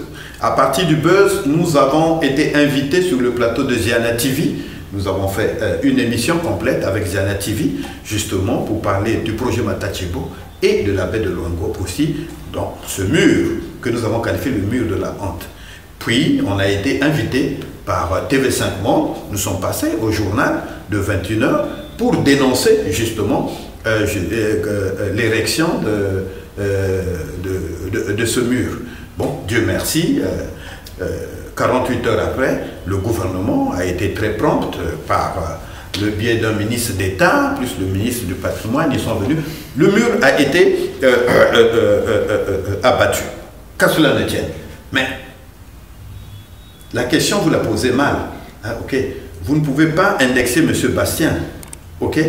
Bastien. Non, moi, je n'indexe pas M. Oui, non, Bastien. vous dites, non, il est venu. Oui, vous dites bien qu'il est venu acheter. Donc, il y a eu une contrepartie. Il a remis l'argent à quelqu'un et quelqu'un lui a donné. Bon, selon lui, peut-être. Parce qu'on ne va pas me dire qu'il n'était pas conscient qu'il achetait quelque chose. Non, je crois qu'il était. Et s'ils sont animés d'un esprit de pardon. Donc, moi, c'est par rapport à ce que vous dites sur le pardon, que j'aimerais que vous donniez votre opinion par rapport à cet acte-là. Non, là, mais moi, je ne l'inculpe pas. Non, justement, c'est ce que nous ne devions pas faire. Vraiment, je vous implore, ne tombez pas dans ces eaux. Ce n'est pas parce qu'un Bastien, ok, ignorant peut-être les lois de ce pays ou, bon, bravant les lois de ce pays, aurait acheté un terrain et érigé un mur et que du coup, on va se dire, bon, les locataires, non, eux, ils ne sont pas pour le pardon, pour preuve, voilà un de leurs... Non. Je crois que le monde, nous sommes arrivés à un niveau où la conscience arc-en-ciel ferait, sans pour autant rentrer dans l'homosexualité, on entend par là toutes les couleurs. L'homme se découvre. Il y a ce que, je m'excuse, je vais aller peut-être un peu plus loin, même la science a compris. Il y a ce qu'on appelle les théories de la complexité. Les gens sont rentrés sur la vision systémique de notre univers, c'est-à-dire la systémique des règnes. Les gens ont compris que la terre, les végétaux, les animaux et toutes les autres énergies, nous sommes un. À l'origine, nous sommes un. C'est le même fluide énergétique qui nous anime. Nous ne sommes pas séparés. Il n'y a pas de blanc, il n'y a pas de noir. Ce n'est qu'une illusion. Pourtant, tout à l'heure... Non, j'en viens. Il n'y a qu'une illusion. Nous sommes un. Ok? Alors, donc, nous ne pouvons pas condamner aujourd'hui, juste par la carnation, un individu qui pose un acte et que du coup, qu'on dise tous les noirs sont mauvais. Ou qu'on fasse l'amalgame. Non, vraiment, je demande à la jeunesse, ne nous trompons pas d'ennemis. Il y a le mal quelqu'un, il y a quelqu'un qui est plus malin, hein, ok, qui tire les ficelles à sa manière. Mais ce n'est pas un problème de couleur de peau, ni de Bastien ou quoi. Monsieur Bastien, dont vous parlez, il a acheté. Il y a des autorités locales qui sont là, ils ont vu ce mur. Ils n'ont peut-être pas réagi à temps. Il fallait attendre peut-être le ministre Mabiala, pour certaines raisons que nous connaissons, hein, et que ce n'est peut-être pas l'objet ici. Mais je peux vous donner un exemple. Des hommes bien, qui sont noirs, rouges, blancs, colorez-les comme vous les voulez. Le bien reste le bien, il n'a pas de couleur. Il y a des gens, aujourd'hui dans ce projet Matachebo, je vais vous dire, il y a des gens, j'ai des gens qui sont des locataires, qui sont dans ce projet, qui sont en train de, comme on dit, qui mouillent le maillot. Là-bas, au niveau, nous avons une cellule au niveau de la Hollande, à Amsterdam. Ok. Nous avons une cellule au Ghana, aux États-Unis. Nous avons des gens de toutes couleurs qui ont compris que nous devons transcender le ressentiment rattaché à ce drame. La colère ne règle pas les problèmes. Non, mais moi, ok. Et donc, Bastien est responsable, ok, de ses actes. Il ne représente pas une race, il ne représente pas une communauté, que ce soit. C'est un homme qui a posé un acte. Si la loi doit s'appliquer, la loi doit s'appliquer sur M. Bastien. Moi, je ne sais pas pourquoi vous voyez la chose comme ça. Bastien est bien blanc. Dire qu'il est blanc, ça ne veut pas dire qu'on s'attaque au blanc. Non, mais non, mais parce que vous parlez de pardon. Oh non, vous voyez, vous dites que le pardon, mais vous prenez l'exemple de Bastien, c'est un énorme. Je n'ai pas pris l'exemple de Bastien pour soutenir quoi que ce soit. Puisqu'on parlait de pardon, oui, j'ai voulu savoir votre opinion par rapport à cet acte-là. Mais oui, il y a toujours des ignorants, vous savez. Il y a toujours des ignorants ici-bas. Maintenant, il y a quelque chose qui m'interpelle. Tout à l'heure, vous avez dit, on est tous un. Oui. Les arbres, les fleurs. Oui. Pourtant, tout à l'heure, lorsqu'on parlait de religion, vous disiez que vous êtes supérieur et que vous ne pouvez pas parler à un arbre, vous ne concevez pas cela. Non. Pourtant, vous reconnaissez maintenant que c'est la même énergie, oui, c'est la même source. Oui, ok. Non, la différence, je donnerais, c'est simple. Vous pouvez avoir le même réseau, même énergie, ok, mais vous avez une sortie 320 volts. Ok.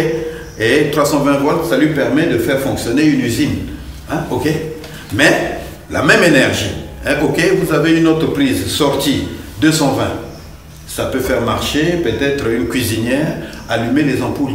Il y a toujours même énergie. Hein? Ok. Vous avez une prise qui vous donne du 110. Vous avez une prise qui vous donne juste peut-être du 5 volts. Est-ce que vous avez compris? La même énergie. Mais les prises de sortie, hein? Ok, C'est pas la même chose. C'est ça la stratification en fait dans ce monde spirituel. C'est la même énergie. Mais la prise, là où toi tu t'es connecté, est-ce que c'est la prise de l'homme? Donc c'est pour dire que l'animisme aujourd'hui par rapport à la haute spiritualité, si tu te mets à diviniser une créature, tu te mets à genoux devant l'esprit du cheval, ok, c'est vrai, ça donnera des effets, mais tu es dans une basse vibration. Mais c'est la même énergie. Oui, donc en fait c'est le même fluide énergétique qui circule, mais il ne s'exprime pas avec la même intensité selon que tu es sur une prise de 320 volts, 220 volts, 110 volts ou 5 volts. Et c'est là où, bon, écoute, certaines prises, la prise de 110 volts, tu ne vas pas faire tourner une usine. Et quelquefois, tu te demandes pourquoi il n'y a pas d'usine. Mais écoute, l'énergie que tu as ne te permet pas de faire fonctionner une usine. Hein?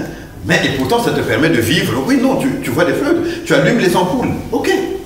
Mais tu as été fait pas seulement pour allumer des ampoules. Tu as été fait pour faire fonctionner peut-être un barrage hydroélectrique. C'est toi qui te sous-estimes. Tu finiras ta vie avec 5 volts et tu auras l'impression que l'autre, c'est pas nous, c'est pas pour nous, ça n'a pas été fait pour nous. Comme on le dit souvent, nous sommes venus juste accompagner les autres. Ok, donc maintenant, vous avez fini avec la technique des arbres. À partir de maintenant, quel est l'agenda et quels sont les objectifs à court terme? Alors, donc, le plus vite possible, nous sommes sur une activité saisonnière. Okay? Donc, la période des mangues commence, comme vous savez, avec les matachebo, vers le mois de fin août-septembre. Il y a déjà les mangues. Donc, on a septembre, octobre, novembre, décembre. Janvier au plus tard, on a pratiquement plus de matachebo sur les arbres. Alors, donc, après une année de recherche et développement, donc, comme nous avons finalisé cette phase, donc j'ai dit, nous rentrons maintenant dans la phase opérationnelle, la phase de production. Donc, dès septembre, là, nous commençons dès septembre, nous allons procéder à notre première collecte de noyaux. Les noyaux qui permettront de mettre, de produire des pieds mères. Ok, donc les techniciens sont là. Je crois que nous irons peut-être, nous commencerons avec 1000 pieds mères. À partir des 1000 pieds mères, donc vous voyez, si vous avez 1000 pieds mères, chaque semaine, nous aurons 3000 pieds. Et chaque mois, nous aurons quelque chose de 120 000 pieds. Or, les 120 000 pieds, 3, 4 mois, 5 mois, devront sortir de la pépinière. Sinon, on sera saturé. Alors, nous allons aussi commencer déjà à prendre un certain nombre de contacts parce que ces arbres-là seront plantés en des lieux mémoriels. Et ici au Congo et partout dans les pays d'origine des esclaves et destinataires des esclaves, nous voulons que nous puissions les planter dans des écoles, dans des lieux publics, ok, de sorte que les enfants, en venant à l'école, quand ils verront ce manguier Matachebo, ils se rappelleront que ce manguier vient de la baie de Luango. Et la baie de Luango, c'est là où on a amené nos ancêtres, enchaînés pour les envoyer aux Amériques et au niveau des Caraïbes. Donc les 2 millions d'arbres, c'est pas au même endroit? Non, c'est pas, non, partout au monde. Donc il y a d'abord dans les pays d'origine des esclaves, ok, donc au Cameroun, le Tchad, Gabon. Donc vous séparez, vous répartissez combien d'arbres par pays? Non, on ne peut pas, ça dépendra de la disponibilité des surfaces mémorielles mises à disposition du projet. Au Congo, il y a combien? Mais nous sommes encore en train au Congo de négocier avec le gouvernement et surtout la mairie de Pointe-Noire qui est aussi partenaire. Et je veux peut-être, c'est pas encore formé. Elle nous a promis déjà certains axes de certaines routes qu'elle va nous donner, on va planter. Mais déjà pour les parcs à bois, nous au niveau de Nkungu, nous avons déjà près de 10 hectares. 10 hectares où nous mettrons que ces manguiers. Donc dans les accords que nous aurons avec certaines associations, ONG, fondations qui tournent sur la thématique des esclaves dans tous les pays d'origine, nous allons donc négocier avec eux qu'ils trouvent des surfaces disponibles et nous enverrons les pieds. Okay. Et les pieds, nous les envoyons, c'est gratuitement. Parce que ces pieds, on viendra peut-être à la fin, ces pieds, nous les produisons ici parce que ce sont des pieds qui sont sponsorisés par des gens de bonne foi. Une fois qu'on a sponsorisé, nous mettons à disposition gratuitement. Okay. Au Cameroun, au Tchad, Centrafrique, Gabon, Congo démocratique, Angola. Eux, s'ils trouvent un lieu mémoriel, hein, ok, et ils vont planter, quitte à mettre dans les forêts, en Guadeloupe ou dans les Amériques du Nord ou du Sud, c'est la même chose. S'ils trouvent la superficie, nous en verrons le nombre de pieds qui suffiront pour la surface en fait réservée. Concrètement, comment ça va se passer? Est-ce que, parce que vous allez avoir par exemple 110 000 pieds déjà, vous allez déjà les planter, ou est-ce que vous allez attendre d'avoir les 2 millions pour faire la répartition? Non. Non, c'est progressif. L'agenda, il est comment? Oui.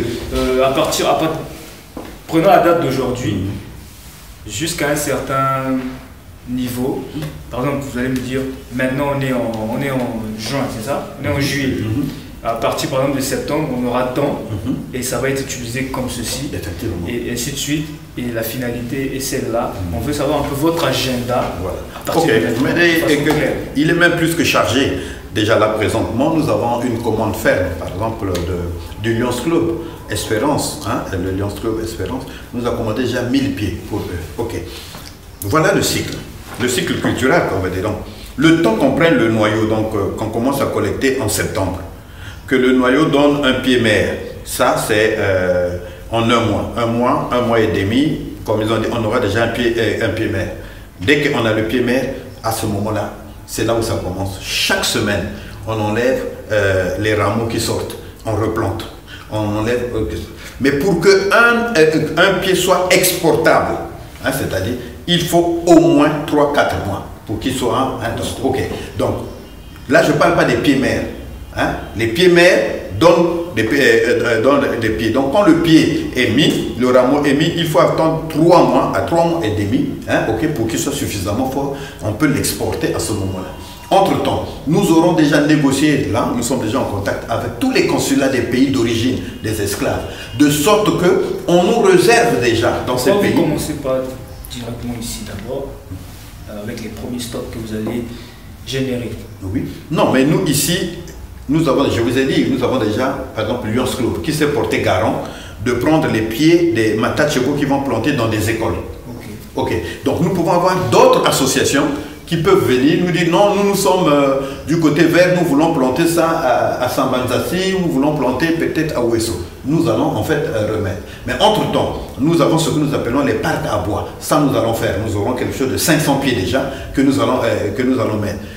Pour revenir sur ce que je vous ai dit, nous rentrons en contact déjà avec les consulats des pays d'origine des esclaves, de sorte que nous soyons libérés en collaboration avec d'autres associations qui sont autour de la thématique des esclaves, des espaces mémoriels, hein, où on ira planter ces matachebos.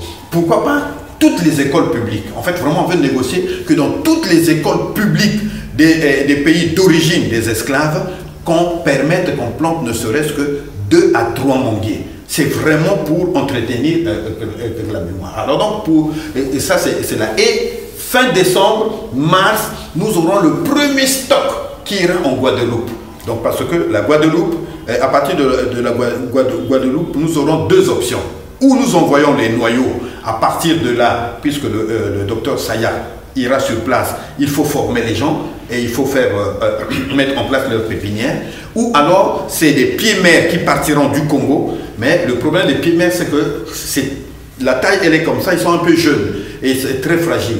Hein, donc, nous saurons donc c'est d'exporter, nous comptons exporter en fait 500 à 1000 pieds-mères qui iront en Guadeloupe, de sorte qu'à partir de l'année N+1, les 2 pépinières vont travailler. Parce que la pépinière de la Guadeloupe aura la compétence de s'occuper de la Caraïbe et des Amériques. Donc même la plus grande demande viendra un peu de là. Nous, la pépinière d'ici, c'est bon, les pays d'origine, hein, okay, et tout autre pays, même de l'Afrique de l'Ouest, des musées, hein, tout. Et surtout, s'ils ont le même climat que nous, hein, la conditionnalité surtout, c'est avoir un climat tropical pour que le manguier pousse. Mais en Amérique du Nord, ce ne serait pas évident parce qu'avec l'hiver, tout, ce n'est pas possible, tout comme la France, mais d'autres pays que nous avons impliqués, le Portugal et l'Angleterre. Et là, je voulais vous dire une chose, beaucoup de gens ne savent pas. Souvent, quand on parle de l'esclavage, les gens ne voient que la France.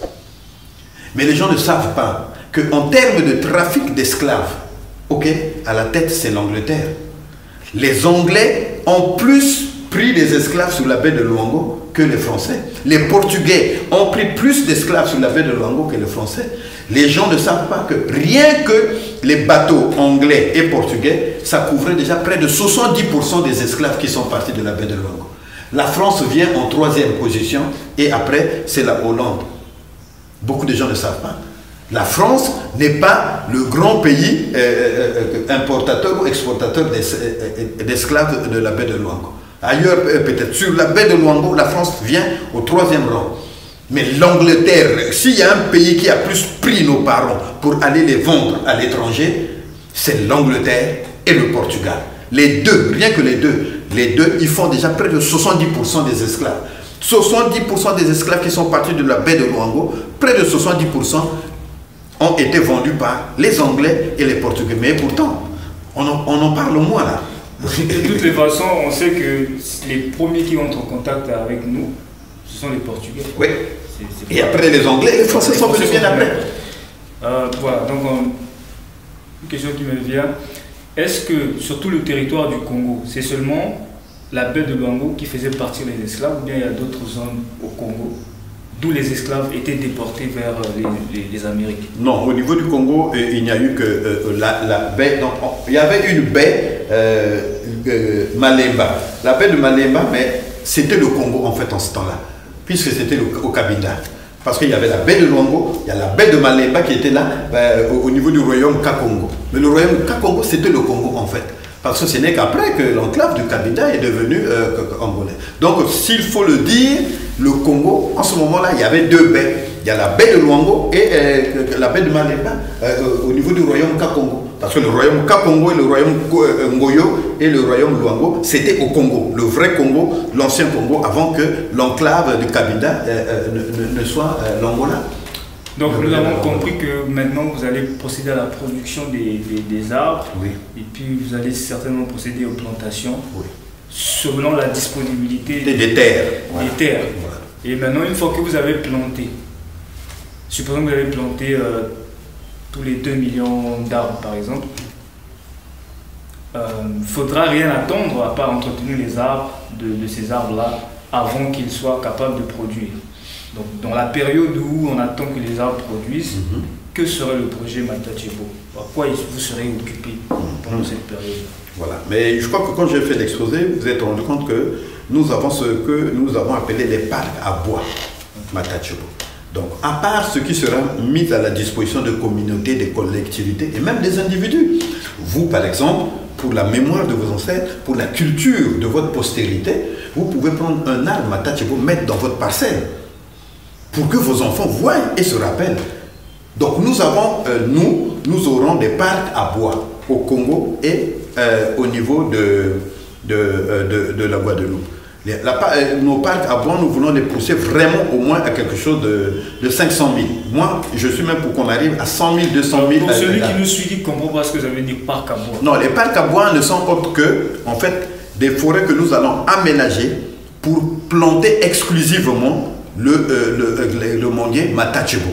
Et donc, nous le plantons pour avoir un arbre sain qui n'est pas contaminé comme celui de Luango. Et à partir de ces arbres, quand ils donneront des fruits, c'est là où nous allons cueillir ces mangues pour faire des confitures, faire des jus. Et les feuilles, nous ferons des phytomédicaments. Et à ce sujet, vous savez, entre prendre une feuille de manguier, des arbres de l'udima hybridés, et prendre une feuille de manguier Matachebo, en termes de vertu, ou le côté phytomédicament, je conseillerais à tous, prenez des feuilles Matachebo parce que ce n'est pas hybridé. Là, il y a vraiment, comme on dit, la substance même. Voilà, le principe actif, il est authentique, il n'est pas hybridé. Mais quand vous prenez ces arbres qui ont été traités avec des pesticides, qui ont été manipulés génétiquement, donc même le côté phytomédicament prend aussi... c'est utilisé pour les feuilles de Matachebo, c'est utilisé pour quelle maladie? Oh, il y a beaucoup de maladies, il y a beaucoup de gens que ça soigne, l'hypertension, ça baisse aussi la tension artérielle. Bon, c'est un domaine, je ne veux pas juste avancer comme ça, mais je sais que ça soigne, l'écorce aussi soigne, mais sauf que nous luttons contre ceux qui viennent décaper les écorces des manguiers, c'est tuer la plante. Bon, donc on n'encourage pas trop cette pratique. Hein. Les feuilles, oui, mais mieux vaut laisser les écorces parce que sinon ça tue l'arbre. Donc le volet économique, comme disait l'autre, c'est justement la valorisation des fruits par des confitures et aussi la production des phytomédicaments. Voilà, des phytomédicaments. Voilà. Ok. Et à quoi va servir cet argent récolté? Du projet. Ouais. Donc, supposons des confitures et tout ça va servir à quoi? Ah oui, ça sera donc la deuxième phase du projet. Là, par exemple, on est censé ne pas faire du bénéfice. Ce que nous prenons, nous reversons. Notre souci est de revaloriser la baie de Luango et surtout les 3 pistes.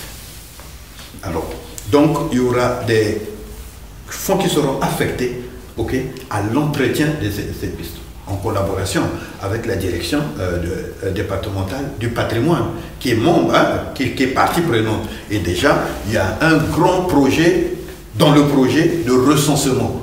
Il y aura le recensement de ces arbres séculaires, leur géolocalisation, mais ça sera fait avec les fonds que nous aurons. S'il y a des surplus, nous allons le payer de sorte que demain, nous puissions tous embrasser le rêve du chef de l'État, on l'a suivi dans son discours, faire de la baie de Luango plus que l'île de Gorée. Mais pour qu'on soit plus que l'île de Gorée, il faudrait que ces routes soient accessibles, il faudrait que la concession soit protégée, il faudrait qu'il y ait quand même qu'on entretienne ce site. Jusqu'aujourd'hui, il n'y a aucun budget. Donc c'est peut-être des budgets, des associations comme les nôtres qui pourront faire le bénévolat des jeunes, des personnes qui portent la mémoire de nos ancêtres, qui viendront pour ne serait-ce que désherber. Nous, on ne coupe pas, mais on désherbe et on laisse que la route soit bien entretenue et accessible. Voilà un peu... Pour la géolocalisation de vos arbres, là, nous, je suis partenaire avec une société canadienne où on a une solution justement globale pour aider les agriculteurs de façon générale, les éleveurs et tout ça. C'est quelque chose ça c'est intéressant. Mais vous pouvez vous rapprocher de nous parce que ça relève de la compétence de la direction départementale du patrimoine. C'est eux qui vont faire la géolocalisation. Parce que ça c'est dans les détails du projet. Chaque arbre sera géolocalisé et âgé. Parce que nous avons là... Et la surveillance à distance, ça vous intéresse aussi? Le contrôle des maladies? Bon, là-bas, vraiment, la maladie, nous connaissons, c'est le charançon du noyau de monde. C'est une bête très coriace. Et officiellement, jusqu'aujourd'hui, dans le monde, on ne connaît pas un pesticide qui détruit cette bestiole. Donc la seule chose, c'est entretenir les lieux et ne pas trop mener une... moi j'appelle ça sera une agression chimique. Laisser la nature faire. Mais ce que nous on peut déjà faire, c'est de sauver ces arbres. En les clonant, nous les avons déjà sauvés d'une certaine manière. Les autres, ils mourront d'une mort naturelle pour preuve. Ils sont infestés, mais ils sont là. Ils ont 2 siècles, déjà 3 siècles, ils ne sont pas partis. Le président Augustin Zodji, du PDG de Global Development, la société qui nous produit l'eau de source Globaline, a soutenu votre projet devant moi. Oui. Je voulais savoir si vous avez un mot à lui adresser. Non, mais nous lui avons déjà rapidement le lendemain adressé un courrier mail. Et pour la petite histoire, vous êtes notre premier donateur. Et donc vous rentrez dans l'histoire de ce grand projet Matachebo. Et nous avons adressé des demandes à beaucoup de sociétés, mais je le dis haut et fort, Globaline a été le premier à réagir et à nous aider substantiellement pour que nous menions ce combat. Nous ne pouvons que le remercier et que Dieu le bénisse. Comme nous ne sommes pas seuls, ceux pour qui cette mémoire est en train d'être ravivée, bon, ils étaient témoins, ils ont vu le geste que vous avez fait. Et moi, je crois que de votre côté aussi, prospérer. Et vraiment, merci beaucoup parce que vous ne nous avez pas posé beaucoup de questions, mais vous avez cru en nous. Et c'est un geste que vous n'allez... Il est historique et il sera inscrit en lettres d'or, ok, dans l'histoire de ce projet, et qui ne fait que son début. Et je crois que vous avez compris dans nos regards croisés que nous devions faire plus que ce que nous avons déjà fait et nous irons plus loin que nous ne sommes. Voilà, donc Président Ozodi, on vous salue. S'il y a des gens qui veulent vous contacter, qui ont suivi notre entretien, comment ils font? Bon, sans compter les images que vous allez associer à cet entretien, mais nous sommes, notre projet, c'est simple, nous avons un site www.matachebo.africa. Je crois que ça sortira sur... donc, à partir de notre site, vous avez tous les contacts. Vous pouvez suivre toutes les vidéos qui sont déjà en ligne. Donc, celles-là aussi seront en ligne. Si vous voulez maintenant nous rejoindre ou nous aider, nous avons une page faire un don. Nous nous sommes arrangés pour ceux qui sont ici au Congo. Nous avons deux numéros. Un numéro Airtel Money et un numéro Mobile Money. Vous pouvez participer, sponsoriser un arbre, même en nous envoyant 500 francs. Même 500 francs, si ça peut passer par Mobile Money. Sinon, le prix, il est de 3000 francs le plan ici au niveau local, au niveau du Congo. Il suffit, vous pouvez envoyer. Nous avons aussi notre RIB qui est affiché. Vous pouvez faire un virement. Ok. Pour ceux qui sont à l'étranger, nous avons indexé donc à ce RIB-là, nous allons mettre un compte PayPal et étant en France ou aux États-Unis, vous pouvez aussi sponsoriser un arbre, ok, à moins de 10 dollars et à moins de 10 euros, vous pouvez sponsoriser. Maxi, c'est vraiment 10 euros. On n'est pas parti très loin. Donc, contactez-nous. Notre site est disponible. Si vous voulez participer, si vous avez conscience, si vous voulez offrir à un de nos ancêtres un épitaphe vivant, un sépulcre vivant, alors venez sponsoriser un arbre. Un seul arbre si vous pouvez. Si vous pouvez sponsoriser 2, faites-le. 10, c'est mieux. 100, c'est merveilleux. 1000, c'est incroyable, mais et pourtant vrai, vous allez le faire. Donc, nous vous attendons. Venez, rejoignez-nous. www.matachebo.africa et vous pourrez lire toute l'histoire et aller sur la page faire un don. Nous attendons vos dons et nous ne pouvons que vous remercier déjà d'avance. Un autre mot de la fin? Sauf que il devait y avoir des mots. Mais ce qui est vrai, on ne peut pas vivre son histoire si on ignore l'histoire passée. Non, ce n'est pas possible. On ne peut pas s'aimer si on ne peut pas aimer ceux qui ont fait que tu sois, comme qui dirait. Moi, je suis de spiritualité chrétienne, je retiens un passage. C'est l'un des rares qui est rattaché à une promesse ferme. Honore ton père et ta mère si tu veux vivre longtemps et heureux. Honore ton père et ta mère si tu veux vivre heureux et longtemps. Mais pas seulement vivant. C'est là où beaucoup de chrétiens, ou beaucoup de spirituels se trompent. On honore son père quand il est vivant, mais on l'honore aussi, même mort. Car son nom doit être honoré à tout moment. Mais qu'est-ce que nous voyons ici en Afrique et surtout au Congo? Avec l'arrivée de certaines églises, Dieu mal compris, un très mauvais enseignement. Regardez nos cimetières. Pour vous faire une idée de ce que le Congolais pense de ses ancêtres, de ses propres parents morts, allez regarder nos cimetières. Enherbés, abandonnés. Pourquoi? Il y a un malin pasteur quelque part qui a mal pris le mot, laissez les morts aux morts. C'est Dieu mal compris. Honorez vos parents, même morts, continuez à les honorer. Moi, mon père, je l'honorerai toujours. Et j'ai toujours dit à mes enfants, vous m'honorez, honorez aussi mon père. Moi, j'honore mon père, honorez aussi mon père. Mais mon père a eu un père. Son père a eu un arrière-grand-père. Donc ces esclaves, morts esclaves, qui ont été déshumanisés, qui n'attendent que votre reconnaissance, juste votre reconnaissance, reconnaissant qu'ils sont morts ils sont morts. Mais l'occasion nous est donnée aujourd'hui de leur dire pardon ou de leur dire on ne va pas vous oublier. En quoi faisant? Moi, en prenant un manguier, ce que j'ai fait, la première des choses, j'ai pris un matachebo qui symbolisait chaque enfant. Chaque enfant a un matachebo là où je suis, j'ai planté. Et je leur dirais, souvenez-vous de cet arbre. Il vient de Luango. Et Luango, il y a nos pères, nos mères, nos frères qui sont passés par là. La meilleure façon d'entretenir cette mémoire, nous avons l'avantage d'avoir un vestige vivant qui est ce manguier matachebo.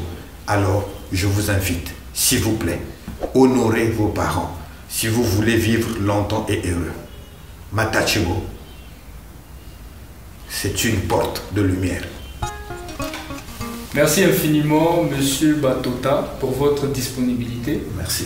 C'est la fin de cette interview. N'hésite pas de laisser un commentaire si tu as des impressions à partager après avoir suivi cette vidéo. Dans tous les cas, n'oublie pas de t'abonner à cette chaîne et à activer la cloche de notification pour être informé automatiquement des prochaines vidéos.